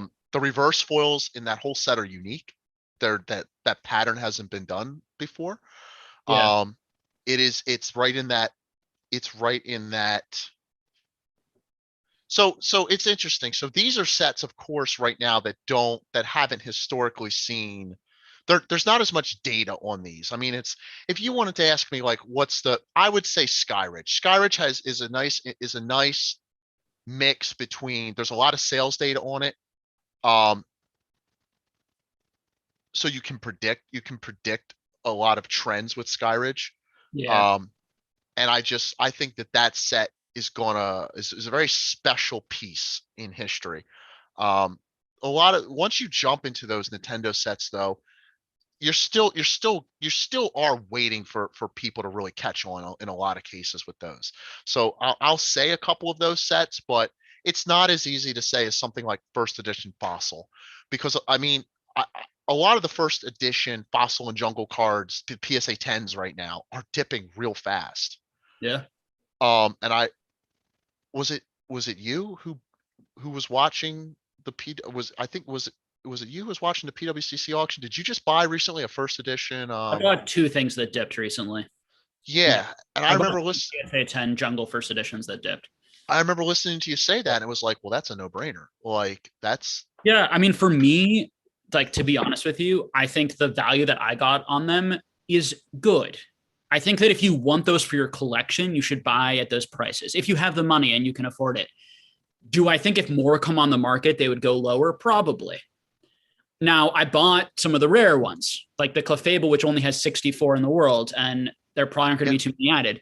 The Jolteon only has like 126, and there's only been like 2 added this year, right? So it's not, you're not going to deal with like probably a lot more hitting the market, but you might. And what I told people is like, I'm comfortable losing another 20 to 30% on those. I don't think those are going to drop below another 20 to 30 to 40% lower. And I think I might have bought them at the bottom, and I can't time it.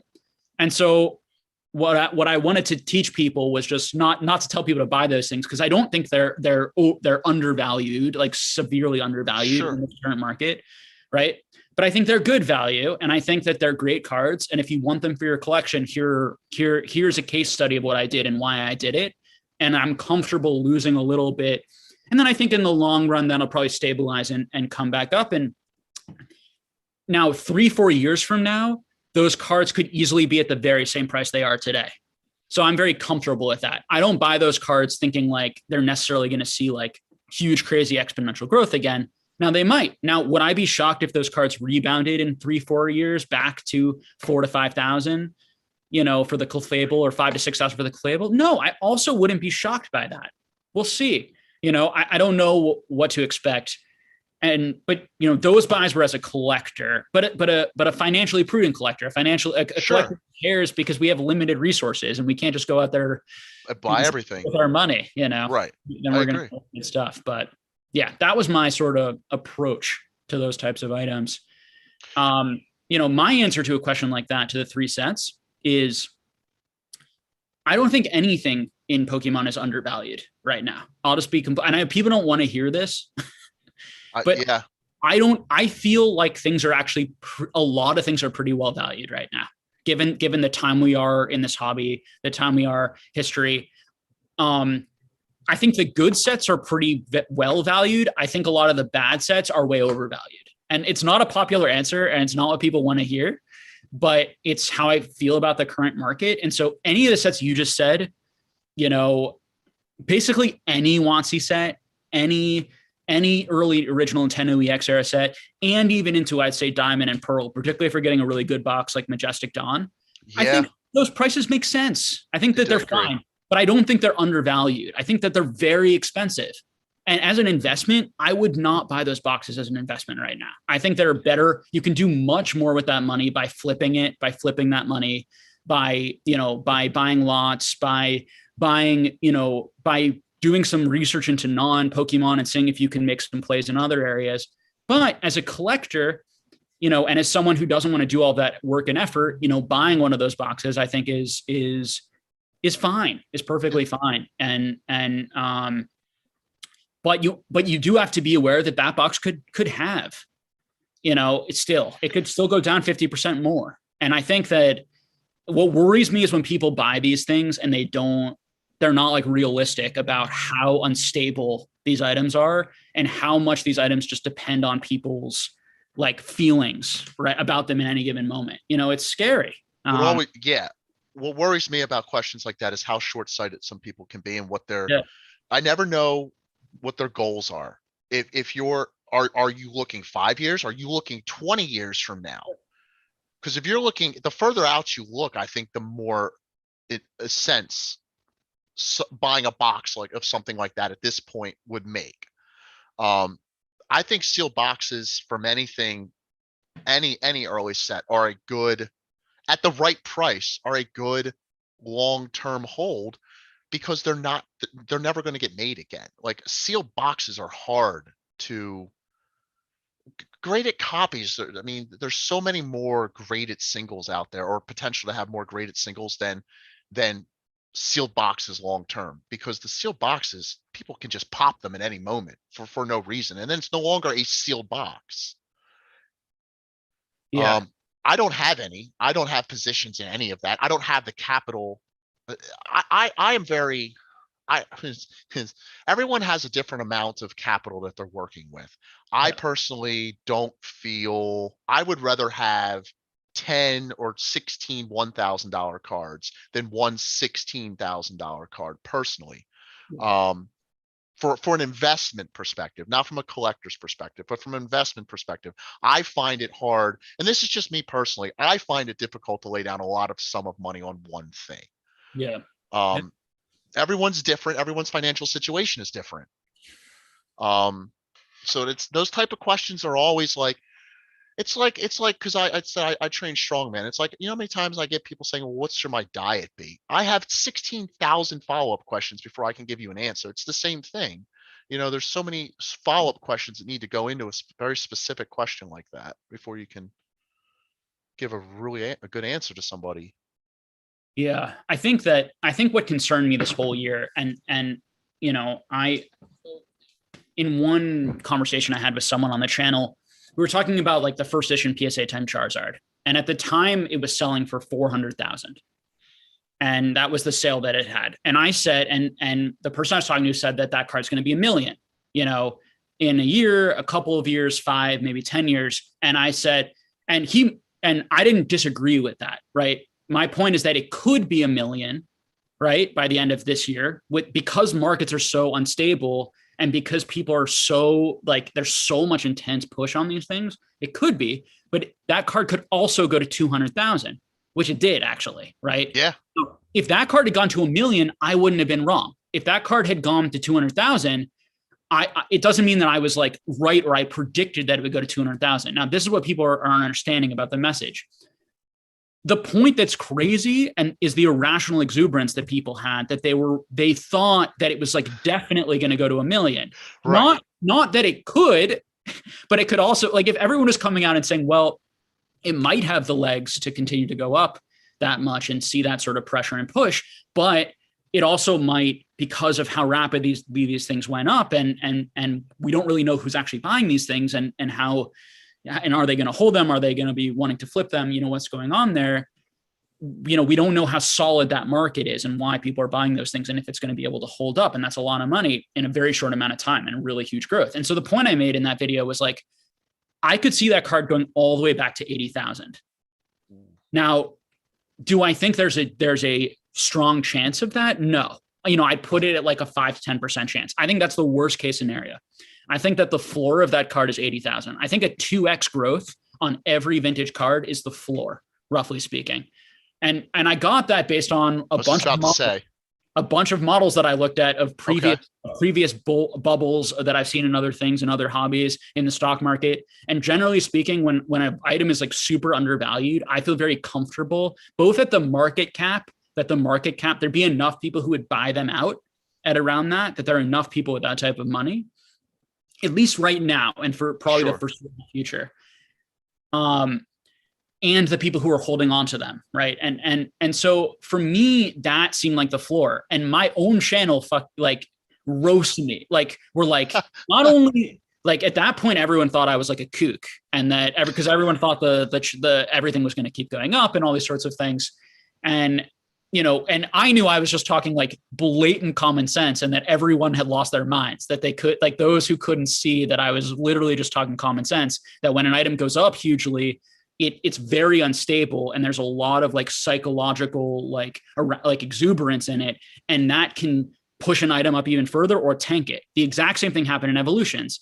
I said the exact same thing, right? And I said evolutions, when it got to 400 to 500, I said that could go up to 1,000. Said the exact same thing on this channel, or it could dip all the way back down to 200. That one, unlike the Charizard, first went up to 1,000. 1,000, yep. That made it to a million, or whatever in this analogy. And it was because there was enough momentum and people were just buying them off eBay, and there's enough push on it.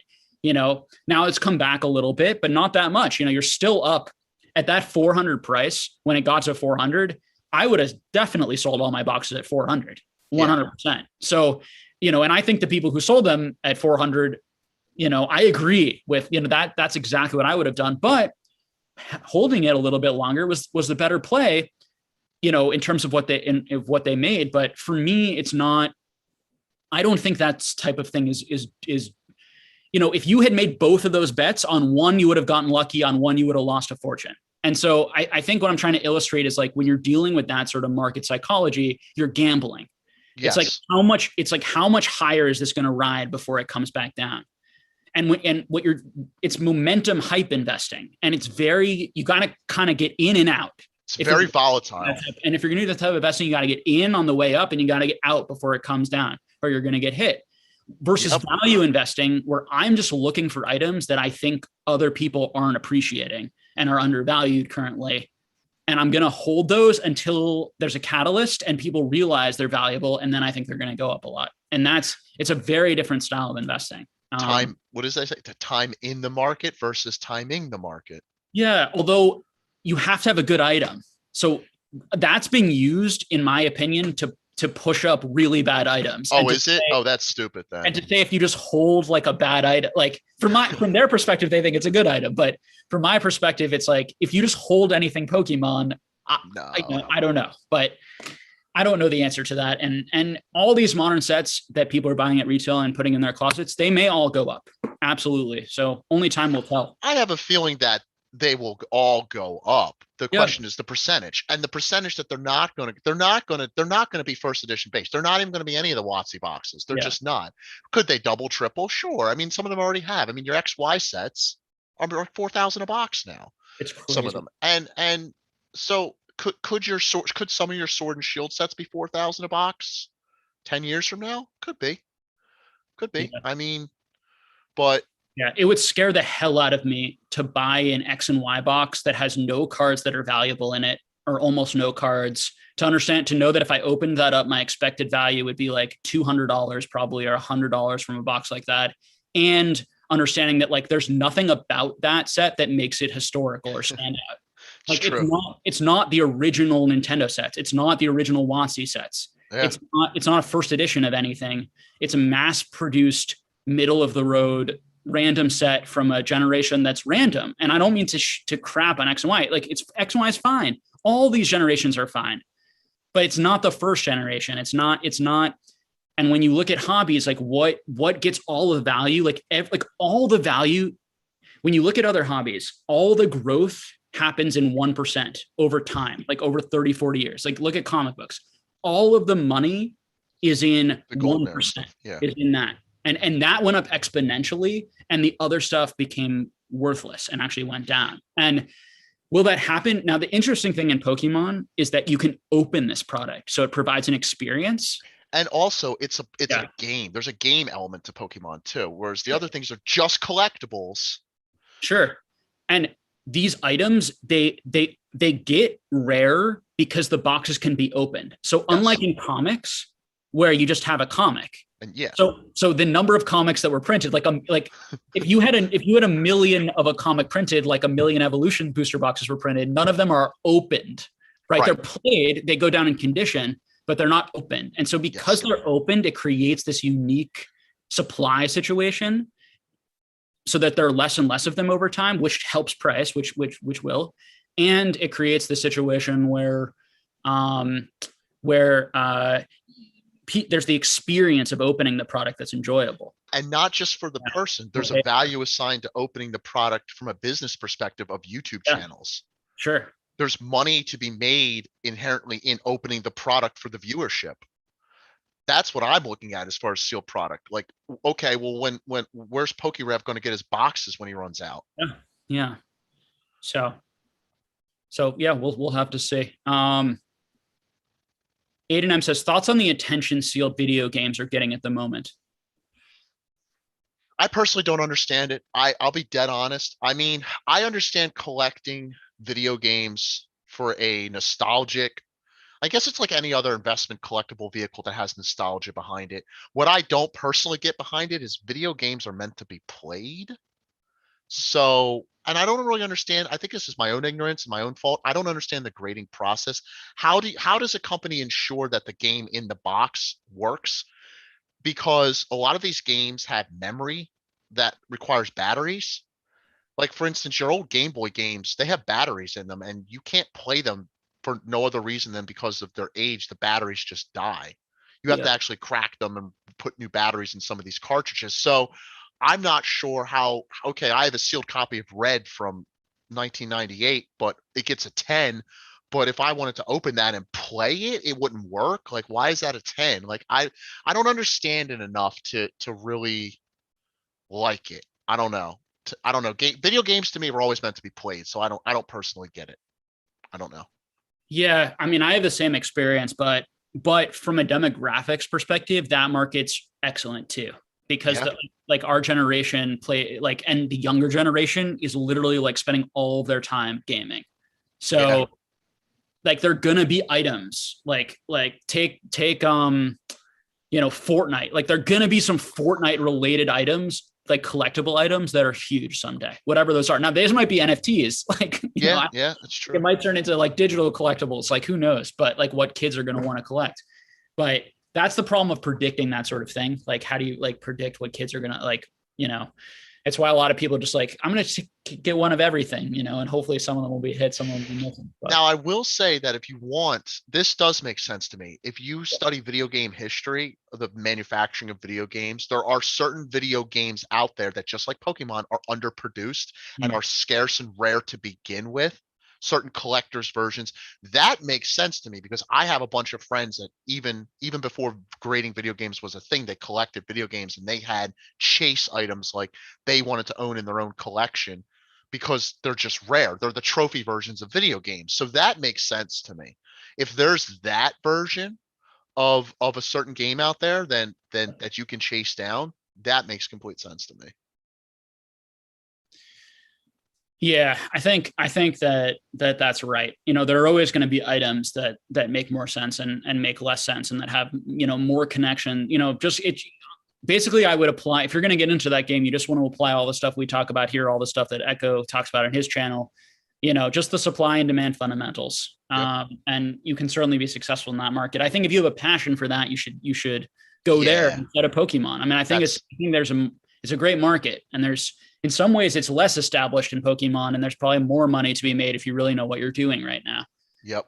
There's also, let's say, a lot more risk. I think it's a lot less established, and it's a lot more all over the place, particularly if you go outside of like, Mario, Zelda, or sure. Nintendo key things. Right. Um, But I think you hit the nail on the head. If you have the passion for it, passion will drive you to do a lot of things. You got to really like something to spend hours of your free time researching into it. yeah, And if you don't have that, don't get into it. Don't be one of these people like that jumped into Pokemon, jumped into modern, saw all the hype, bought the wrong thing. If you really like video games, and there's a lot of money to be made in it, but you got to know what you're doing. You got to study. You got to know what you're doing. yeah. I mean, there's a lot of money to be made in dying markets right now, like Lionel trains and toys. Like Oh wow. if you know what you're doing, but the Yeah. key is like the key is you have to have a deep understanding of the business, and the less demand there is, the more you have to rely on rarity, and the more you have to rely on you know some of these supply side scarcity elements, because if there are only 10 people interested in something, like you could sell that item for a lot, but not if there are more than 10. And that's way oversimplification, but more than 10 for sale at any one given time. Yeah. That will destroy the market. There is no market for an item like that. There is no market for plenty of Pokemon cards. There's no market for fire energies because there are tons of fire energies and there are just way too many of them, than there are people. So that can be the same for any of these, for video games, for any of these things. It's just about understanding how many people in the world really want this, how many people will want it over time, and what's going to be the catalyst. How are we going to show it? And obviously, all these grading, these grading companies have been a tremendous catalyst for all of this, and these auction houses. Now, a whole debate here is like the ethicalness of all this stuff, that these auction houses are buying the grading companies and the grading companies are buying the auction houses, and they're all in collusion, and can we trust, like, because if they grade this like Super Mario copy, like a 9.6, it's going to go straight to their auction house and they're going to make an additional like $200,000 off of the commission. Like, is that ethical? I mean, I have the same questions about people on YouTube who are telling people to buy things that they're selling directly to them, right? It's the same types of questions. It's the same types of questions.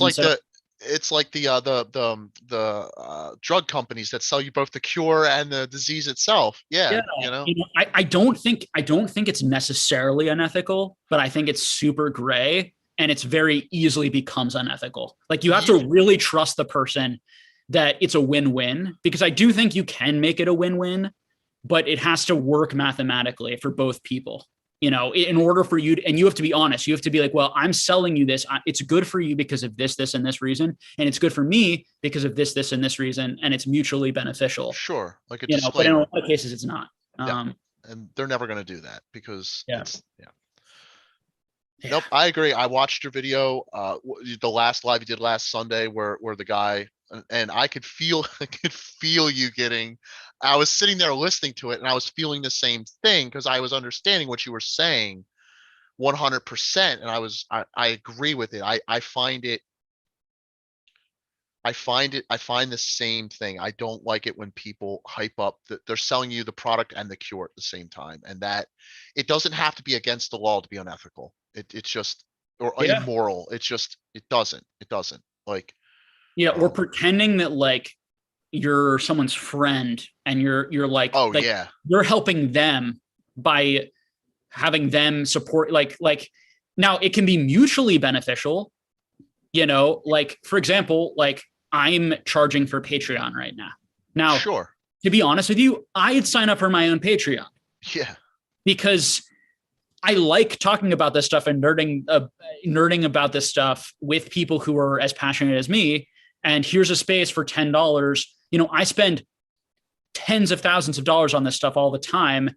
If I could pick up any little piece of info, and it's just a good time to hang out with a bunch of people, to actually talk over a Zoom where we can all see each other's faces and talk, like that Exactly. to me is worth $10. Exactly. Well, I'm not going to pretend that like, I'm getting something for the effort and for the work that I put in, but I'm hoping that it's a mutually like people who want to sign up for it are getting $10 of value every month. I And can if say not, tell me. I signed up for it, and I am absolutely getting. I subscribe to yours and Pratt's, and I look at it even from a basic perspective of if it's another Hulu I subscribe to. I enjoy enough watching the content of the videos. Yeah. With yours is has a lot more potential with the interaction and everything. That's awesome, but Yeah. just watching the videos alone, it's hours of entertainment for people like us that I think is 100% worth $10 a month per subscriber. Yeah. Without, I wouldn't feel any sort of type of way about that at all. Your Yeah. time has value to it. For some people, Yeah. so it's not like I'm against people making money or having businesses, and I'm No. trying to do the same thing. So you got to be careful not to be a hypocrite on any of this stuff. But if I told people that like, if you sign up for my Patreon, guaranteed you're going to make more money, or guaranteed you're going to hear something that's going to change the game for you, or guaranteed you're going to like it and it's going to benefit you and you're going to want to stay, or do some sort of hard sell on like, for me, what I tell people, and I get emails like asking me questions about like, should I sign up for your Patreon? What will I get from it? Will it be worth it? And I literally tell people like, I don't know. Like, if you like it, and it's like, I don't want people who don't like it. So also, because like it's stressful I don't like getting criticized. It sucks. And so I would rather people who like, they enjoy it, they feel good about spending $10. And as long as there are enough people who fit that sort of mold where I don't have to feel freaking guilty about, and stressed out about it, then it's this win-win. But I don't know. It's tricky. Good example. Remember the thing that Z reviewed, that $29.99 Sure.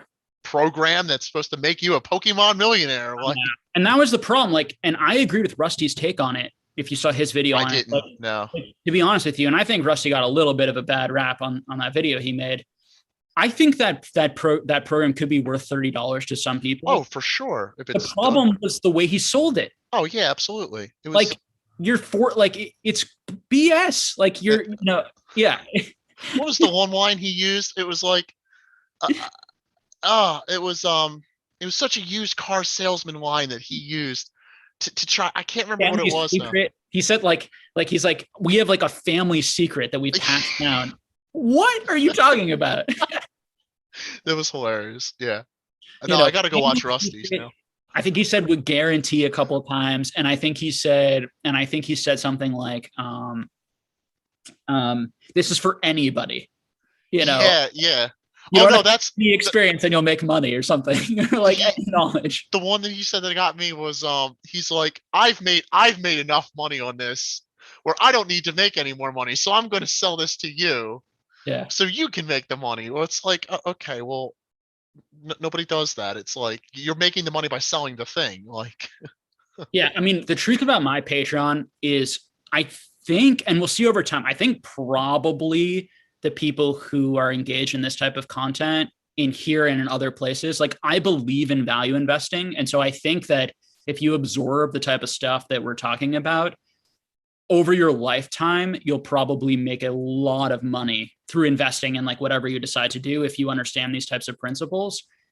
But this is not a signal calling Patreon. This is not a Patreon where I'm going to give you like the 3 things to buy and then you're going to see like an immediate payoff. And so if you're interested, like it's mainly about a bunch of people coming together, learning from each other, debating, I want it to be an event and an entertainment. And I do think probably, and maybe it's extremely valuable from a financial perspective. I don't really know. That's an impossible thing to quantify. And people can let me know. Like people can tell me like, hey, Jake, here's quantifiably where I saved like $3,000 because if I didn't hear that, I would have done, that might happen, but it's not going to be like that. And I'm not going to be able to quantify and say like, if you sign up for this, you're going to make money or, but what I can tell you is I know a ton about all these cards and about lots of other cards from different things. I spend many hours a week learning about all this stuff, and I'm going to give you guys accurate analytics and data that you're probably not getting elsewhere in a way that hopefully helps you. And for, the $10 price tag, I hope that that's mutually beneficial. Yeah. I don't know, but I think it really is. Oh, it's for sure. Yeah. We'll see. So questions? Let's see here. Do you think the prices of modern promos like Mario, Pikachu, Scream promos, and others are inflated given their relatively high supply and low rarity? Before I answer this question, do you know the actual supply of these cards? Because I don't. No. They're out there. I can quickly look up the analytics about like how much there's graded right now, how much. Right. I always wonder about modern. I mean, so I actually I think about this stuff in the weirdest times, like when I'm driving in the car a lot of the times, but a perspective of modern graded versus vintage graded and how the quantity of modern is obviously a lot more because more people are sending to grading now when the cards are fresh. They don't have the chance to be destroyed like vintage did. So that's one thing. Whenever you're looking at modern investing, guys, you gotta think to yourself that everybody is sending in modern right now because they know to send in modern. Vintage is inherently there's less pop in vintage because nobody knew about grading back in the day. People just threw the cards on the floor, threw them around. The amount of people that saved them in good condition is a lot less than everybody knows not to throw your cards on the floor today. Yeah. However, the missing statistic, the missing piece that not everyone has readily available data is the amount produced of said card. I don't know the amount produced of these Mario Pikachu cards. I'll say that statistically, the amount of people that acquired them probably acquired them with the intent on keeping them in good condition because it's a modern and it's a promo. People aren't going to play them. People aren't going to trash them. People are going to keep them. So I think it really comes down to desirability. It's a crossover event card that people are never going to want less of Mario and Pikachu crossed together. I think it's a cool card. I don't even like modern that much. I think it's a cool card. I like the Scream promos. I really like the stamp promo that's about to come out. And I really want a copy of that for myself. Yeah.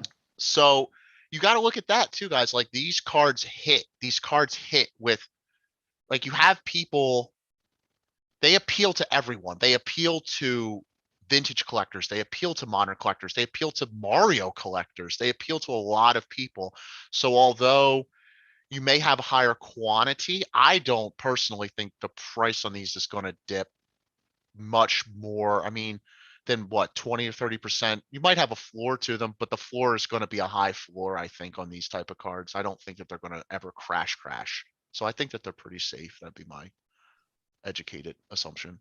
Yeah, I mean, these have had really steady growth like the whole time. Like they never went down and they always went up, which is a very good sign in terms of the market, really liking these, people buying them out, them getting graded over time, the supply slowly dwindling in Japan, prices then going up. It's the same thing for so much Japanese stuff. It tends to follow that exact pattern. All these old booster boxes that I don't understand.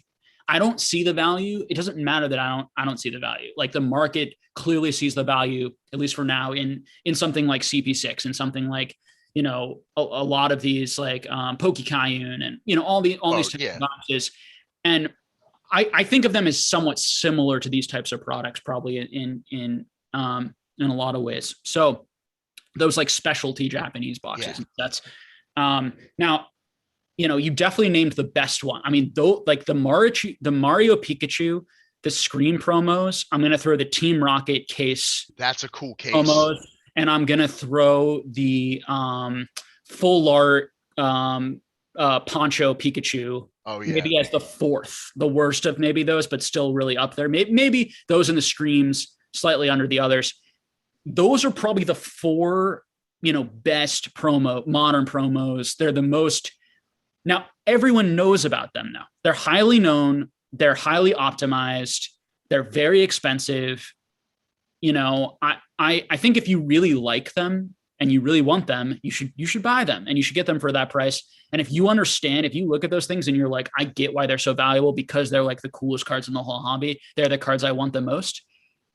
I would only buy them if you feel that way about them, because I would agree. If you like, for those prices, like when I look at those cards and I compare it to like a low pomp PSA 10 first edition holo from Neo or something, and I could get like a few or a really high desirable like PSA 10 Neo versus the PSA 10 Mario Pikachu, I would much rather have the Neo card that to me is just it's a first appearance of a Pokemon. It's a much more interesting historic piece. But I'm also not a humongous like Mario guy. I played all those games. So it's a very subjective personal answer that I'm giving. It is. And it is. But the advice that I would give you, and I would keep repeating, is buy what you understand. So if you understand and you feel like there's a lot more interest in demand in those types of items, and there will always be, than like WotC first edition holos, PSA 10 holos, even if there are a lot more Mario Pikachus in PSA 10 than there are, Neo Tyranitar PSA 10 first editions, and there's always going to be a lot more, and it's just going to get more and more over time. Then buy the Mario Pikachu, So it's pure. Now, when I look at the Mario Pikachu and the Scream and all these sorts of things, and that Team Rocket case, I don't look at it and I say that's ridiculous. So that's a good sign. Like there are modern items that I look at it and I say, those prices are stupid and ridiculous. Yes. These I look at it and I say, these are freaking awesome cards. Really I'd love to have them. Cards that are limited, fairly limited. Now they're not trophy level limited, even though they're selling in some cases like nearish some like trophy card prices, which again, it's like, I would much, much rather own like a fan club Porygon PSA 10 or a fan club Eevee PSA 10 than one of these in PSA 10. Okay. But again, it's personal. Part of that is a personal opinion. I can't sit here and say that though I can say those are much, much rarer, particularly to find high condition. They are. And most of them got beat up. Right. So yeah. But what I think you have to take into consideration from an investment perspective is the amount of people that are like you. Yeah. Versus the amount of people that, it's the amount of people that want that Pikachu one. Because, I think they're both good for different reasons. For absolutely. Sure. I had so many thoughts as you were going through that. I don't even know where to start at this point, but yeah, there is think of it like this, guys. I agree. The fact that we're even talking about Mario Pikachu cards means that people like them. I think that 10 years from now, that card is gonna be up. It's not gonna be down. If you want something safe, modern to go for, I would go for that. If you like it, go for it. Now, with that being said, 10 years from now, guess what? People are still gonna want Neo first edition cards too. So there's that argument too. People are still going to want the amount of the people that want the Mario Pikachu card also are going to want the first edition Neo card. I would say. Yeah. I would say they're pretty much. It's like a Venn diagram. Like you have the people that want the general amount of Pokemon cards that everyone knows about. Yeah. And then you have inside of that circle are the people that are going to want the more specialized things, but they're still going to want the other cards too. Most collectors want everything. I mean, that's the idea of collecting. They're not just going to be like, oh, I got my Mario Pikachu and I'm done with my hobby. Like they're gonna so yes, it's almost like blue chips. Yeah, your first edition Neos and your jungles and your fossils and like those first appearance cards, they're going to be safe forever, and they are not getting any scarcer. But I think they're both. I think the Mario Pikachu stuff is appropriately priced, and I don't think it's going to go down. I don't think it's going to get less. That's my Yeah, no, I agree. I mean, I think as long as Pokemon does well, I do think though that if Pokemon doesn't do well, the Neo First Edition PSA 10s could still go up. I would agree. I don't think these will still go up. I would agree. And I think that these are going to be more dependent on like a broader, like higher demand, more popularity on popularity long term. And I think that, they have less upside. I think that it is possible that like a PSA 10 first edition Tyranitar, for example, from Neo, or one of the dogs that they're only, from Neo Rev, for example, one of the dogs from Neo Rev, or the Tyranitar from Neo Discovery, that one of those dogs, they're like 26 of each or something, right? Roughly speaking in the world. One of those dogs could be worth $30,000 in PSA 10 one day if it follows the path of comics. I have a pretty hard time seeing one of these Mario Pikachus reaching $30,000, $40,000, $50,000. Now, to be fair, I think those dogs are already a lot more expensive. So it'd be better to choose the Tyranitar, which is a bit more comparable to these prices, because the Tyranitar has like 60 to 100 in the pop, which is still so little, particularly if this continues to take off over the long term. Right. When we think of comic books and the prices that like those first appearance now there are less of those famous comic book characters than there are Pokemon, which is a problem for Pokemon. Like Tyranitar isn't Spider-Man.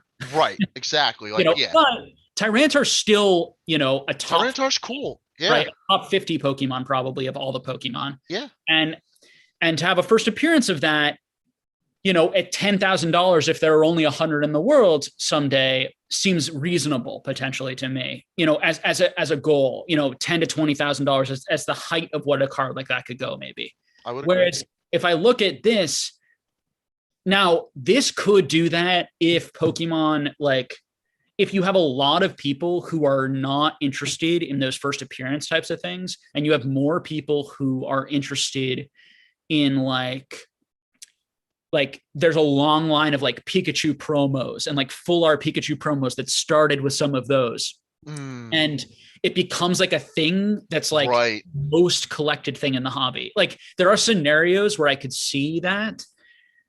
I just think more likely we're going to go the way of comic books, and it's going to be more like, it's going to be the first appearance of every Pokemon, rather than like the most popular things are going to be like alternative arts and like specific Japanese promos from 20 years after Pokemon started, or 25 years. I just think it's more likely that I would agree supports the early stuff, but it's not impossible. No, it's not.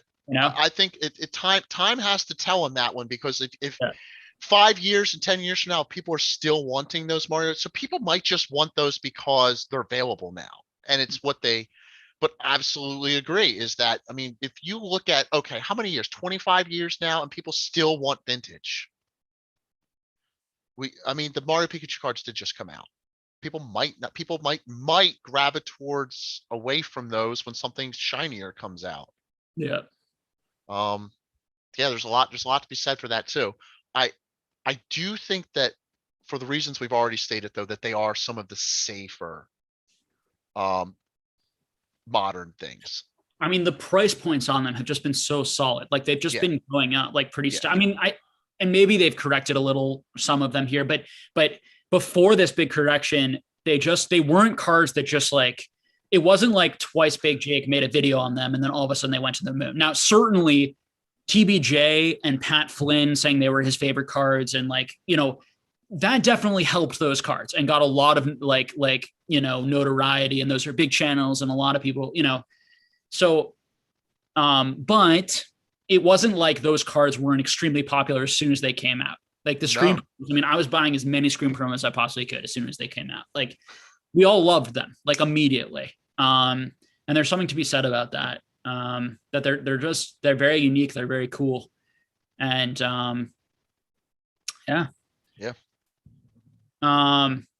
Let's see.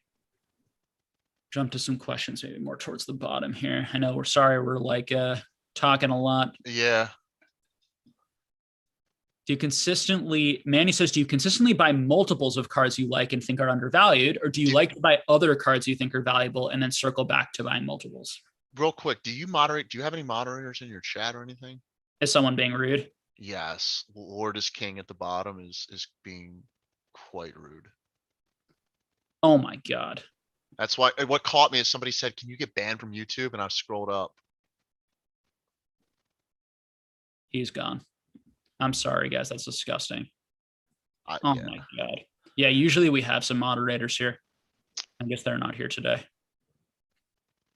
Sorry, guys. I'm really sorry about that. That's disgusting. I don't know. I'll give PokeRev this. I don't know how he does the packs and the chat at the same time. Like, I don't know. He's all it's gotta be hard to do that. Swami, I'm gonna make you a mod. Hey. If you're here. I think you're here. And I'll make Drew a mod too. Sorry about that. That's disgusting. Oh my God, what the hell? Yeah, there's someone else doing it.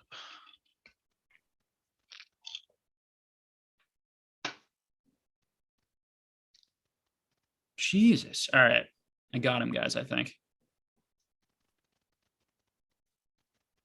What is wrong with people? I don't know what possesses people to like waste their just what's wrong with your brain? Like legitimately.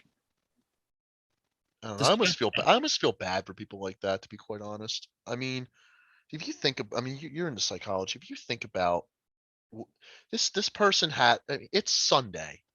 You're coming on a Pokemon channel to do something like that. Like, you really have nothing better to do with your life. Like, yeah, it sucks, guys. Well, sorry about that. I'm sorry that that person was here, but yeah, it's like, it's so weird, man. People get like, who knows, right? I mean, doesn't like me, doesn't like us, or just is like a guy who just wants attention. And, yeah, it's, I don't know. It's really unfortunate. Yeah, it's disgusting. Okay. Any actual question? Back to questions. Yeah. Thank you for noticing that. I apologize that I didn't, that there were no mods. I definitely need mods because of how unaware of the chat that I get so back in the chat.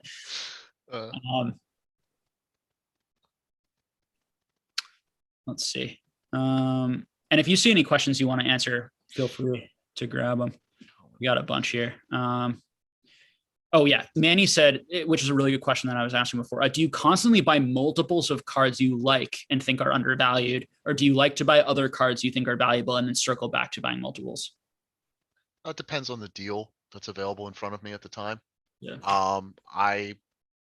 I'll give you an example. The 10th movie promo sets from Japan. I bought a bunch of those all at once because there was good deals available in front of me. And then I had other things that I wanted at the time that were higher, and I went back and I bought those after the fact. It's just, the way I buy and sell is really based on what's going on that day. Like, I'll look at what's available and oh man, if that's on my list of things I need, or two is investable, I'll pick it up. It doesn't, it's not like I target one thing until I get it and then move on to the next. You got to have like a list of like 100 things that are either, low now or high then, or like that you're looking for personally that I mean, it's a revolving door personally. Yeah. Yeah, I think that as a collector, I tend to sometimes I like multiples, but usually I'm more of a set collector. I usually like completing something. So whether that's completing a set or like completing one of each trophy from a specific thing I'm looking for. So I generally prefer that. But as an investor, I see the merits of buying multiples. And so I do buy multiples. I do a mix, I think in part because I'm a collector and investor. So when I see like something is really undervalued, I will buy multiples generally. If it's just a little bit undervalued, oftentimes I won't, because as a collector, I generally would rather spend more of that money somewhere else rather than putting it into something that I don't really enjoy having like many of, if that makes sense. And it's rare that I buy a lot of one thing because that isn't enjoyable for me. So it would have to be like extremely undervalued for me to buy something out completely. And I've only done it a couple of times. The other thing I used to do, and I don't know if there's anyone in the chat that does this, that actually plays the game. When I used to play and go to league, I would, whatever the popular cards were for decks, I would buy as many as I could, because we call it trade bait. Basically, you open your box and somebody needs this card to make decks with, and you can get them at $3 a copy, but to that person it's worth more. Great, I'll give you 4 copies of this card for that EX card that I need for my set. Basic levels of trading. So there's some merit if you take that and apply it to investing. If you can get something that you want to hold 5-6 copies of because you can get it cheap and then get something for your collection, I see a lot of that being the same thing. Yeah, I do that too. And particularly I do it for really rare items. So for example, let's take play promos. I know I talk about a lot, but if I have a lot, like I might already have like a top 16 and I'm looking for the top 32, or I'm looking for the quarterfinalist, but the quarterfinalist just never comes up. But 2 more top 16s come up. I'll buy the 3 top 16s in part because I will trade that top 16 eventually for the other one that I need. And I do that with sets too. So like the Neo sets, for example, like, I looked for a year and certain PSA 10s never came up, but maybe 3 equally rare PSA 10s just happened to come up. I would pick those up knowing that I think all of these are going to skyrocket. And so I want to get my money in them. And then I'm going to trade it later down the line for another 10 that I think both will be really high in price. It's interesting because what you're explaining is exactly, it's adult collecting, right? Yeah. I'm wondering if a lot of the people that have these type of questions never actually just really collect it without money involved to start with. Because these are the same principles you apply, whether there's money and graded cards involved or it's raw copies at league. It's the same principle. It's literally the same thing. If I needed those 2 PSA 10 cards and I had the one that you needed, I would just trade that straight up without even money being involved. Yeah, when you're not independently wealthy before doing any of this, or you don't want to risk lots of your money, you just have to do this stuff. And you're always thinking about that stuff. And there's always tons of strategy involved in how you're going to build it.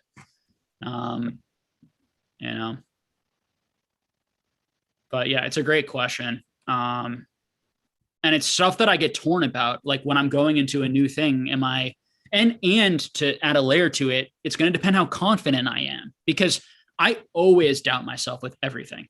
Like I have quite a bit of doubt. I am always questioning, am I, too confident in this? Am I overly bullish? Am I overly bearish? Questioning my bearish views, questioning my bullish views. And because of that, I'm always hedging against myself. And part of hedging against yourself is, you bet on yourself and your view on things, but you also keep some safety in case you're horribly or terribly wrong. Right. And so to answer that question with that, if you buy like 100 of one item, even if you're very confident about it, like you could be wrong. And then you have 100 of an item that you don't want as a collector and never went up. Whereas if you buy 5, you're hedging. So you might not make as much money, but you're also not putting as much at risk with the fact that you might be wrong. So that's another thing I think about and particularly when I'm buying new things or into unestablished markets, I always try to figure out how heavy should I go into it, because there's quite a bit of risk. There's quite a bit of upside, but there's also a risk that no one's ever going to discover this market. No one's ever going to be interested in this. And so, for example, like Topsoon is a great example. Like I was probably the first person to buy Topsoon, in this country. Like I had the most of it for sure. For a long time.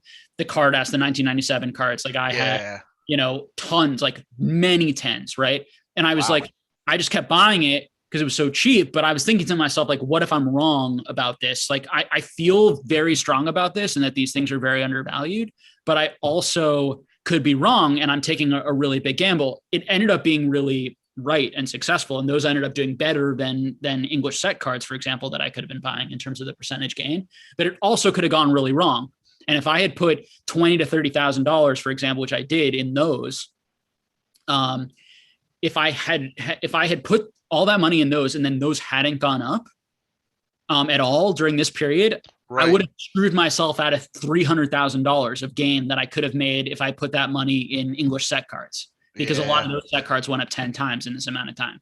And so it's a big risk when you put a lot of money in something that's unestablished, particularly if you're buying doubles and triples of it and you're the only one buying, because the question is, you might be the only one buying because there's no interest and there will never be interest. Now, I thought I was the only one buying because there was no interest, but I thought that there would be interest in the future.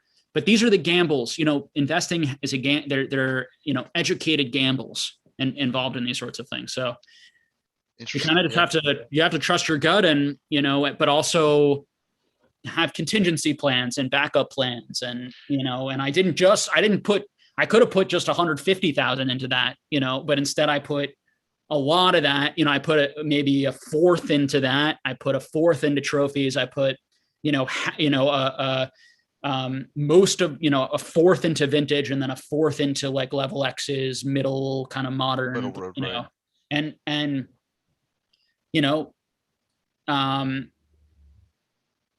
so, yeah. So that, to hedge against my own bets, basically. It's funny. I say that if I made one mistake, it was getting out of Pokemon for those years, because sure. I know I'm very confident in my knowledge of cards. I missed that time period right before the boom. Yeah. Or my God, I would have loved to have been able to just go in on things with, I mean, it's all at where it's at right now. I mean, it requires so much. I don't think there's no more boom. Yeah. And hopefully people will be saying the same thing in 10 years. They're going to be looking at us right now, or people who just got in this year, and they're going to be like, God, I wish I could get back in at those prices. That's possible. That's true. I hope, but yeah. But certainly I was very lucky when I got in 2017. But heavy as like an investor, but obviously I would have been a lot more lucky, or it would have been a lot better if I got in 2015 or 14, sure. Or 2010, when it was basically the hobby was dead, basically. I just think it's unfortunate that where we're at right now, in order to get in on it, requires so much. Yeah. The risk is so much more. Absolutely. I think. Sure. It's just more money, more risk. Sucks. Yeah. Yeah, it's true. When you put your money into an investment on the table, it can go to zero. Things can go to zero, and you can't just hodl your way to gains. Sometimes you hodl your way to zero. Yeah. Their history is filled with people who hodled their way, who held their way to zero on stocks. Hodl. So yeah, like Z&G had such a great video on just like how stupid, like how overly simplistic that model, and right. The vast majority of people who say that are saying because it's funny. And of course, like holding and timing a market can be like excellent, right? Like, versus trying to time the market it's value investing. It's a highly successful way to invest. Is you buy stuff that you feel like has really good value fundamentals and where the demographics are good for the future, and you just hold it. You don't overcomplicate it. But if you just buy anything and then you're like, with age, it's going to go up, without any thought, right, of why, right. of why is this item going to go up? That's, yeah.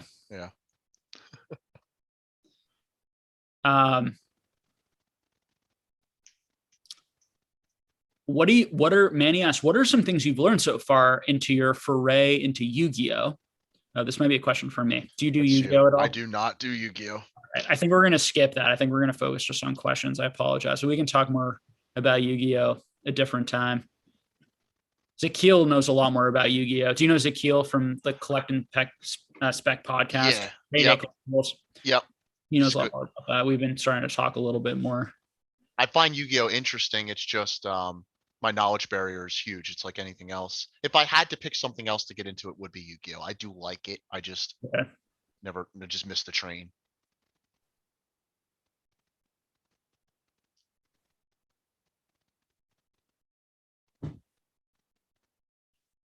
Lionel trains you Let's see. stocks. A lot of interesting comments.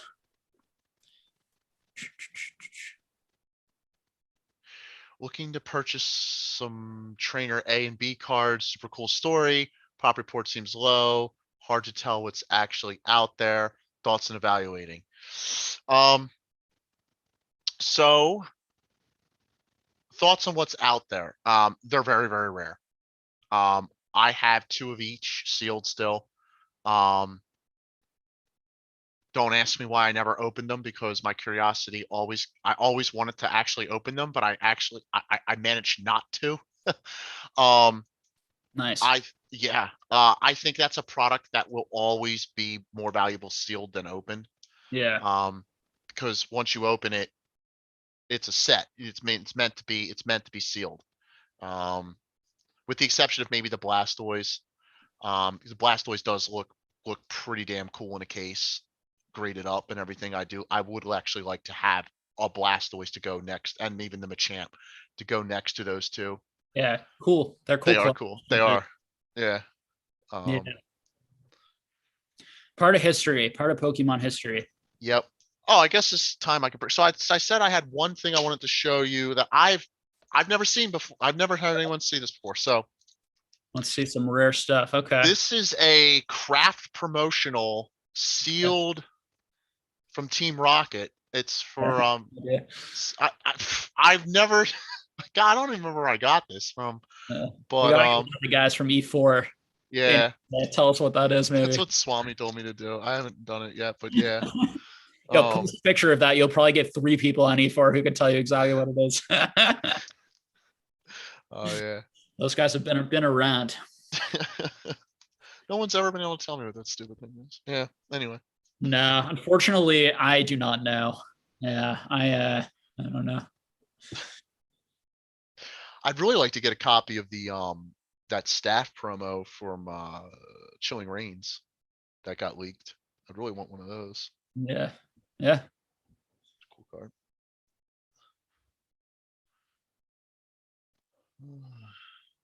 Let's see. Some other good questions here.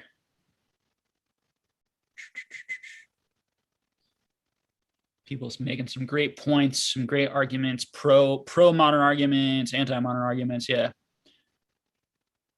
Yeah, I mean, it might be great to just invest in modern sealed product and hold it, and then kids have a lot of nostalgia and most of it gets opened up and you make a lot of money. Like, that's definitely a possibility. Yeah, I would. I have no pro. I have a couple of each modern box that I'm going to keep sealed, but yeah, I'm not going to go all in on it. I think that's where people make a mistake. I would never go all in on modern. Yeah. And how many people are exactly like you in those countries? Right. Right. and how many of those sealed boxes are just going to sit there, but yeah. We'll see. The thing is like no one is going to know the answer to that until 10 to 15. We could, it's fun to kind of go back and forth on it, but it's so I just have the problem with people who are like, it's a sure thing. It's 100% investment, and then people who are selling the product to you. Like that's the thing that just cringes me out. Like, yeah.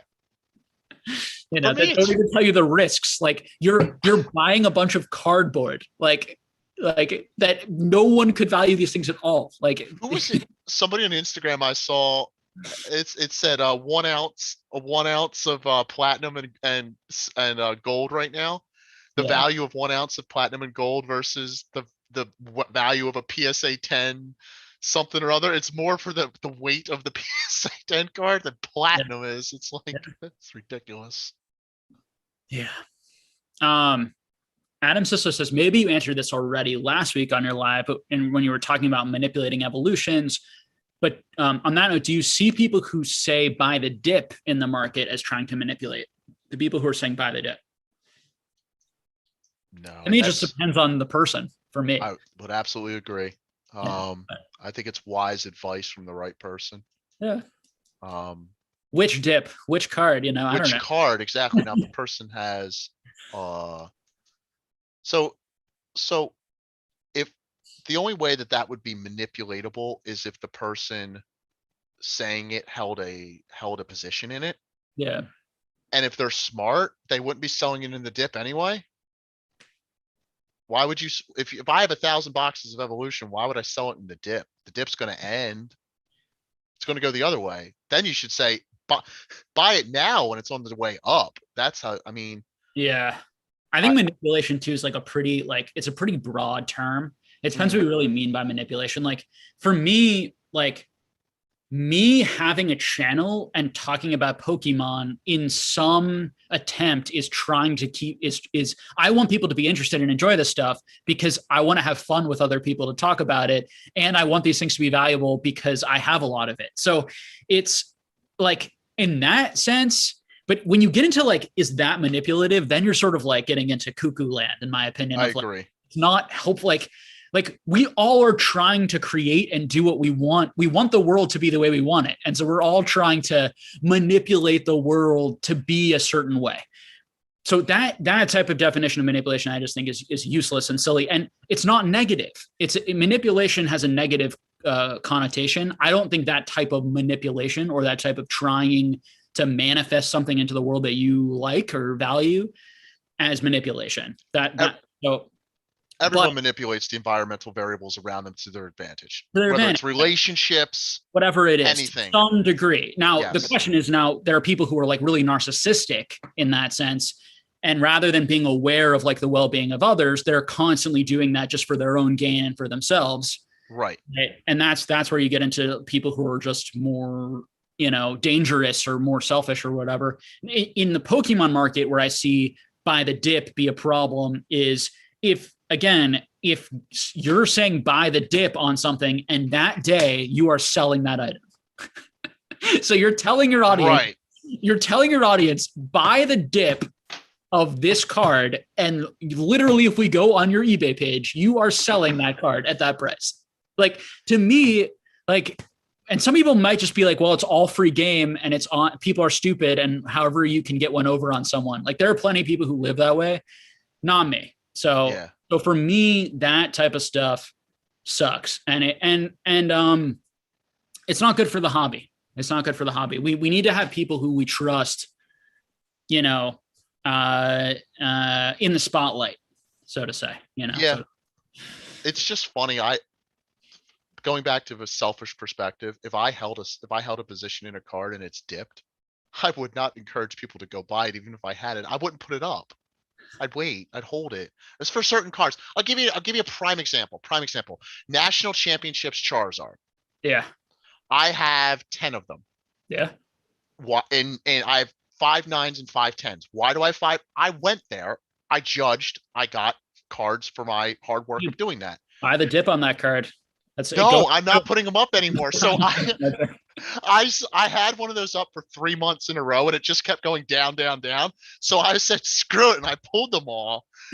Now I could go on and if I wanted to make like, I think the highest one went for like 2,000 and then like it was like 17 and a 15. Like, so yeah, I could put them all up right now and go buy the dip and sell them all, but I'm not going to do that. I'm going to hold them because I believe in the inherent value of that card and its rarity. But,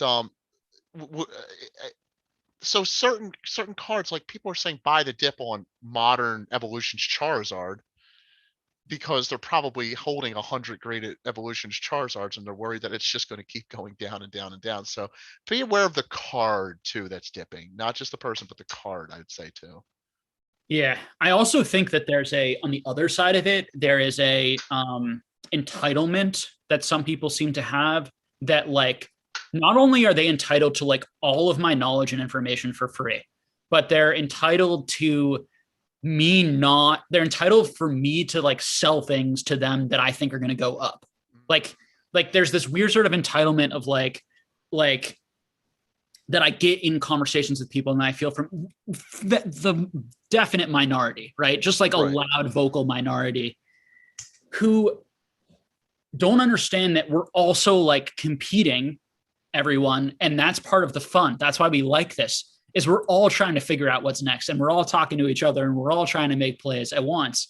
And so we can all be friends and we can all compete in a way that feels like a level playing field that is reasonable while also not pretending that like we're not competing and demonizing all sorts of like competition.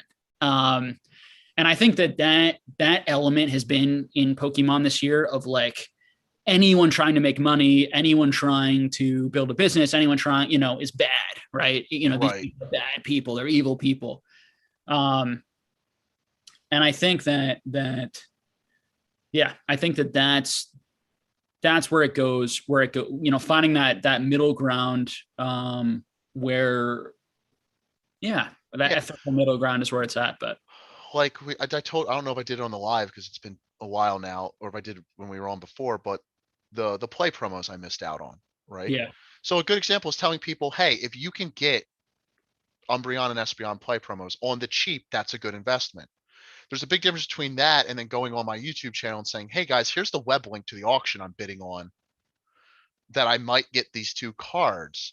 You're giving somebody the knowledge of what's a good card that they would probably be other. I mean, you can figure out that those are pretty good cards just by doing some basic research online.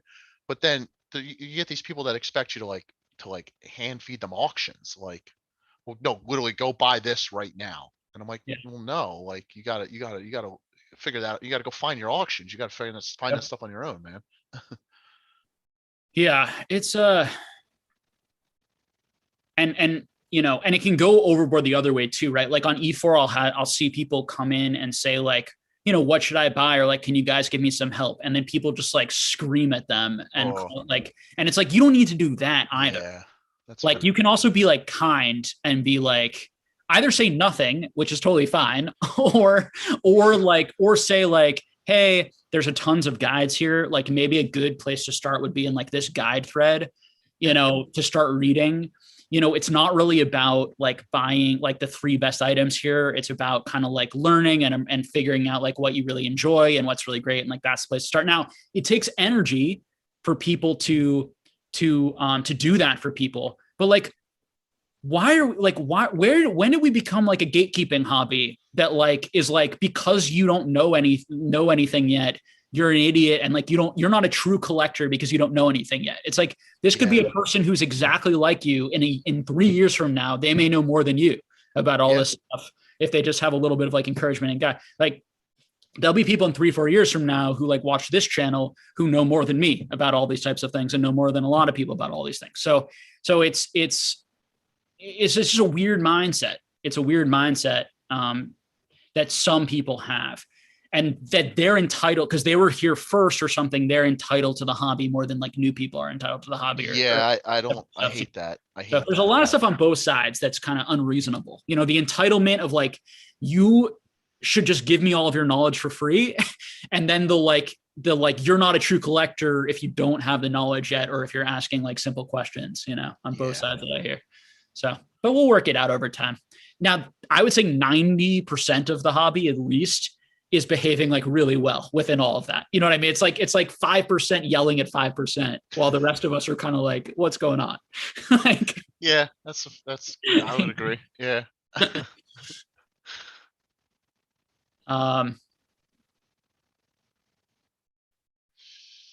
Jake, a few months ago, graded GEM UK, and Randolph incorporated a UK company called Ace Grading. Didn't know that. Since then, they've dodged all questions/rumors. Presumably, they are creating a grading company. I have two questions. Do you think not addressing rumors is a good move? Secondly, do you think a UK grading company trading off Randolph's name/brand will work, or are they too late to the party?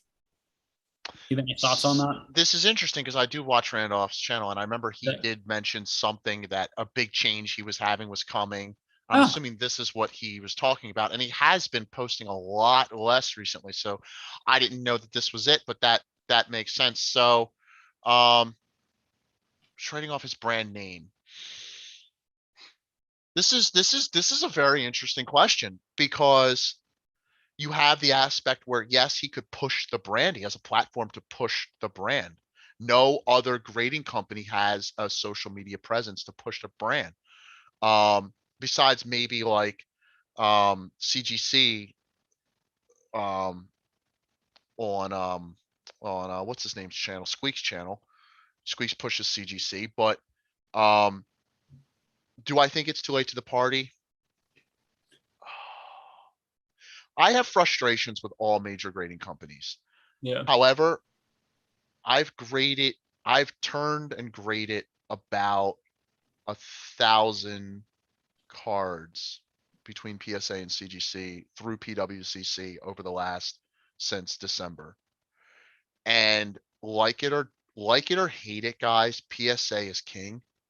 And if you're looking from an investment perspective, I don't think the only competitor that has a chance at this point, I think is CGC.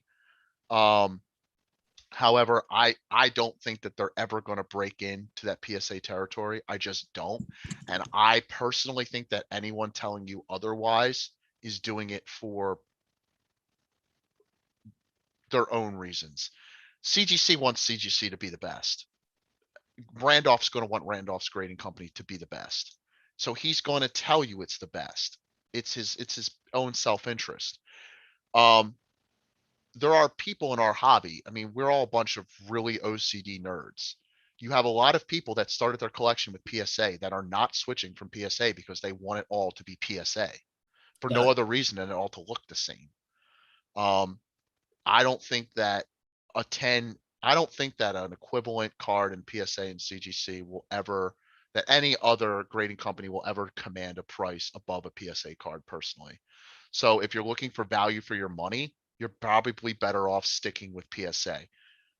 If you want to do short-term flips, there might be you could do the math. You could work out the cost of the grading, the turnaround time, the percentage of profit to be gained versus the percentage of profit to be lost.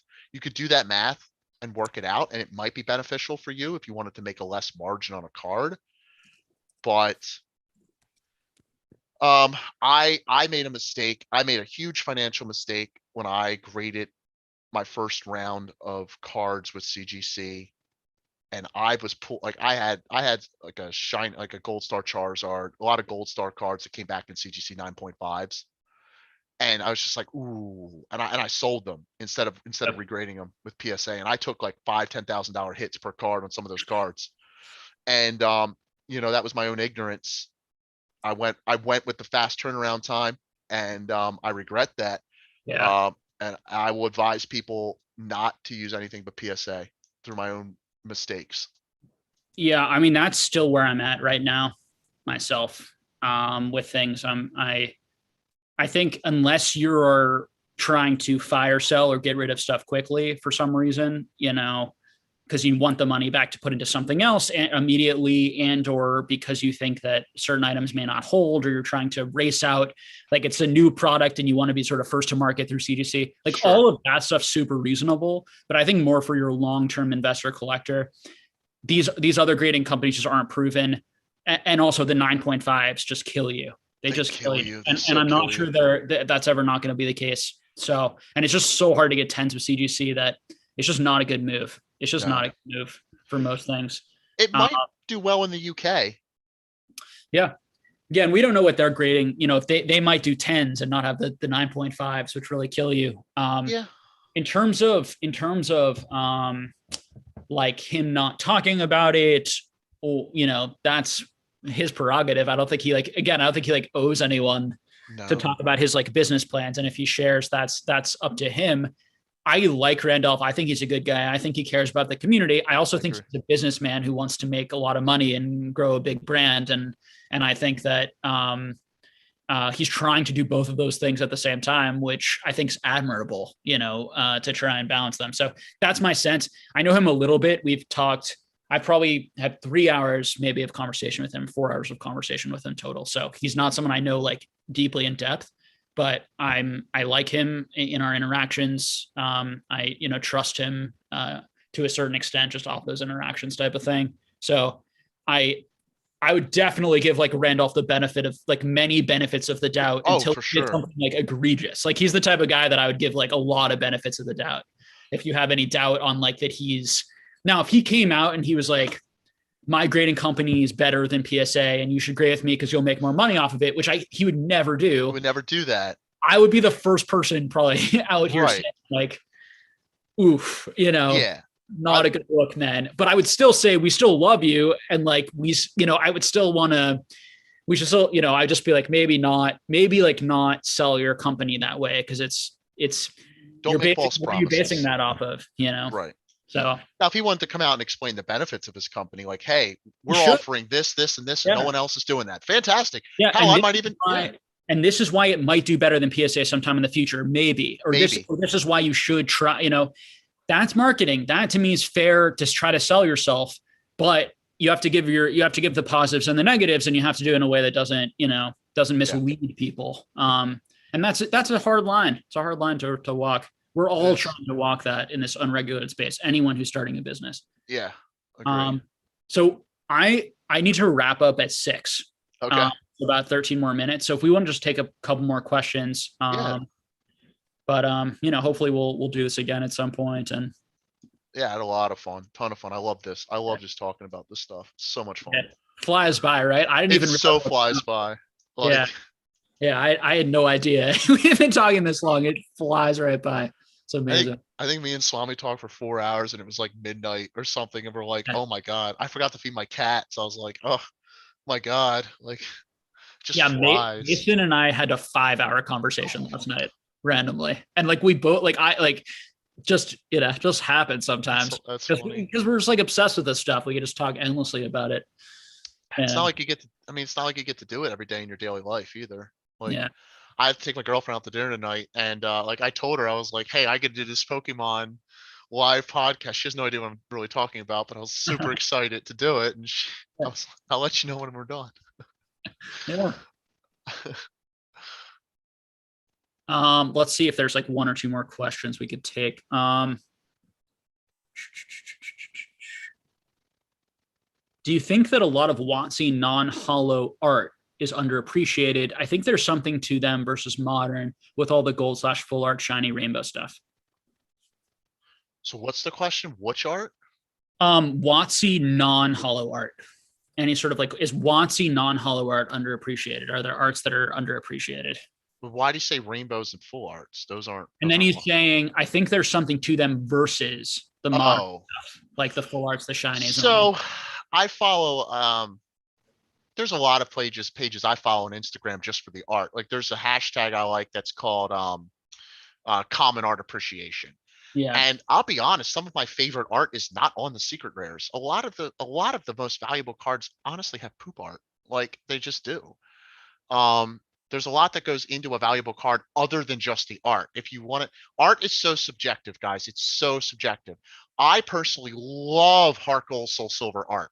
I love that art style. Yeah. Pokemon today has so many more artists involved in it than it did back in Wizards of the Coast time. Early Wizards of the Coast set was just stock images on random like holographic Googleable art that I think somebody just recently did an article where they pulled all the old art. Like if you look at like Clefable and where the backgrounds to all the swirly patterns, where they pulled it from, it was like stock images from something. There was not a lot of thought that went into a lot of those early Wizards of the Coast sets. So to answer his question, I do think that there's a lot of underappreciated art on rare cards. But again, that's subjective based, and just because it's better art doesn't mean the card is more rare and will not automatically push the value of the card. You might not get enough people to agree with your stance to make it a valuable card. Yeah. I think some interesting cards are like reverse holos from like Skyridge. Yeah. Like for an example, because it's like you have this like really cool Snorlax or Lapras or like there are so many uncommon common cards from that set that have incredible art. Yes. And then it's such a huge set that to actually pull any individual reverse holo from that set is so really hard to do. And now here are the negatives though. I don't like reverse holos from those sets. I don't think reverse adds a lot in terms of like the look. It just makes it rare and hollow. Like I don't like that style. I know what you're saying. Versus from like original Nintendo EX era. I agree. They're really cool with the stamp, with the set stamp, and then Legendary Collection, which is like freaking awesome. For sure. You know what's funny about Legendary Collection? No one freaking liked it when it came out. Everyone hated it. Everyone hated it because you couldn't read the cards. I loved it. I did at the time, but my friends all hated it. I didn't like base set too, but I'm an anti base set 2 guy, pro Legendary. Yes, absolutely, 100% agree. Now, I like the Skyridge. I, in general, agree with you. I do not like that reverse foil pattern, with the exception of Expedition Aquapolis Skyridge, because they were the first 3 sets that introduced reverse foils. Yeah, and that's cool. And I remember opening them and seeing it. I was like, this is so cool. It's so different. Like, it hit for me because I Yeah, experienced it firsthand. that's true. That's And the added challenge back at the time of trying to collect a full reverse foil set, which first time you could try to do that besides Legendary Collection. That's true. They had for sure. it was hard as shit to do back in the day. Yeah, it's a great point. Yeah, and so that's an example when I think of like this question, that like I think the E series, like some of the commons and uncommons from E series are awesome. I also like just like first appearance. Like I like collecting the first appearance of every Pokemon card. So for example, like picking up like, I recently picked up like a PSA 10 Murkrow, like the first ever Murkrow. Murkrow. That's a cool idea. Right. So I picked that up. It's a rare. Right. And it's the first Murkrow card ever. And like, I like it. I think it's cool. I like the art on those cards. I like the vibe and the feeling of them, for 50 to $100. I think they're cool. They're worth it to me. I get value and enjoyment from them at those price points. So there are plenty of like commons and commons, rares, non-hollow stuff that hits for me. It's not just all about the hollows. Absolutely. I think that Pokemon is such a an all-encompassing hobby. There are so many ways to collect. For somebody like you who likes to collect first appearances, that doesn't mean as much to me. Yeah. But I like collecting cards that I used in tournament winning decks. Cards that had like, I really like Neo cards that connected with me and my friends when I was growing up too. So that Neo Discovery Tyranitar. I love that card. It's a rare, but I used it in a deck and I loved going to League to play and I loved the art and it's not that valuable, but to me it's valuable. Yeah. Umbreon and Espeon, I love those 2 cards because I loved making that deck back in the day and playing with it. I saw those cards so frequently in my memory that they mean something to me, and a lot of people do that. So when you're trying to analyze what to invest in, there's staples.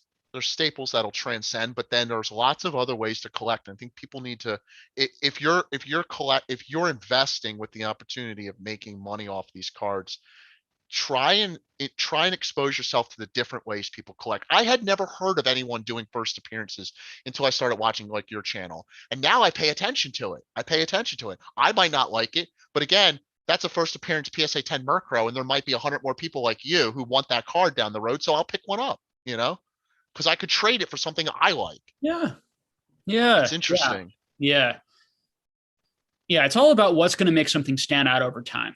Because everything cannot be collectible and valuable. There's just too much. So, we will as a community have over time have some consensus, or certain people, will have consensus, not complete consensus, obviously, but somewhat consensus on what should be the most valuable. Obviously sports, it's rookies, it's first years. Comics, it's first appearance. Right. And we'll see what Pokemon decides. And with all the different variations with trophies and promos and set cards, and there's a lot to choose from. There's a lot to choose from, and no one can accurately predict. And so I think one thing to do is you got to collect and invest in what you understand, right? To go back to that main point, it's like what you think makes the most sense as holding value is what you should do, what gives you the most, enjoyment. And you should probably hedge and do a little bit of everything that makes sense, or some sense, I agree. Yeah, for sure. You're not gonna accurately know exactly what it's gonna be. Niwi, I guess a question to end on, and then we'll end for today, is Niwi asks, what are your thoughts on the 25th anniversary Pikachu cards? I love them. Yeah. What's not to love? Poke Beach just checked before. I hate them. Hot take. I'm the only guy in the hobby that dislikes them. No, I love Poke Beach. Oh no! Oh, the 25th. The 25th. I'm yet to hear someone like look at that full art Pikachu base card and be like, you know what? I hate that thing. Yeah. It's like, oh, really? And you like the Pokemon hobby? Right.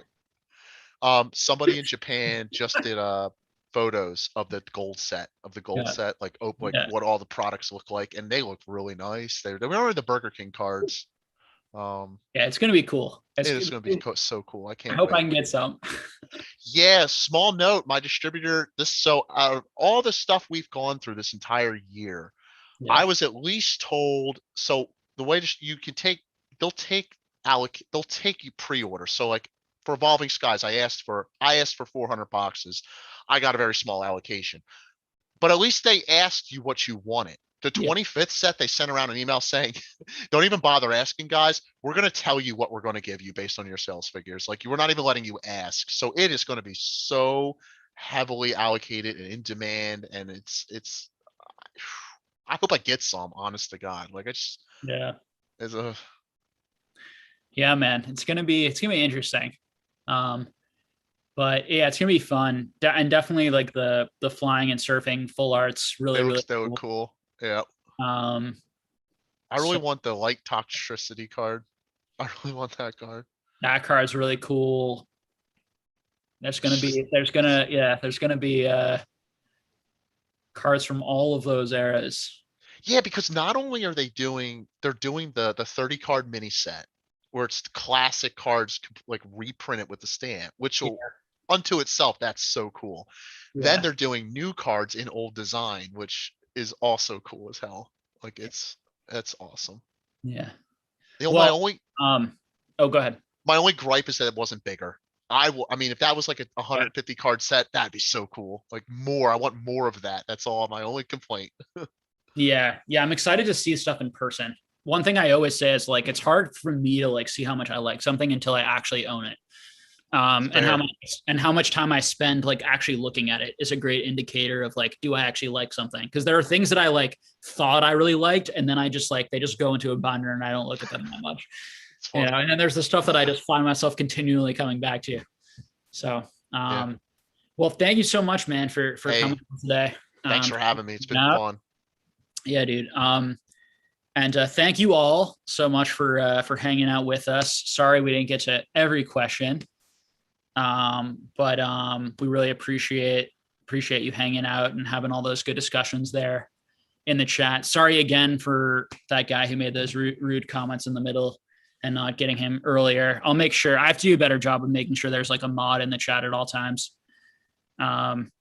For that type of thing. But any last word or anything? No pressure to come up with a last word, but No, I like just I'll just it'd be nice if maybe some people could subscribe. oh yeah, That'd go be fun. subscribe to this man's channel. I just want to interact with more people, honestly. Like, I just want I want to be able to do this more often. Selfishly, I just get a lot of fun out of it. But no, other than that, it's been a blast. I like learning, like making friends. Like, I consider Swami like a friend now, and I like Basic, and there's a lot of guys that I like meeting these guys, and I'll see you again at the Zoom, the Patreon Zoom. I mean, I look forward to that. Can't wait for that.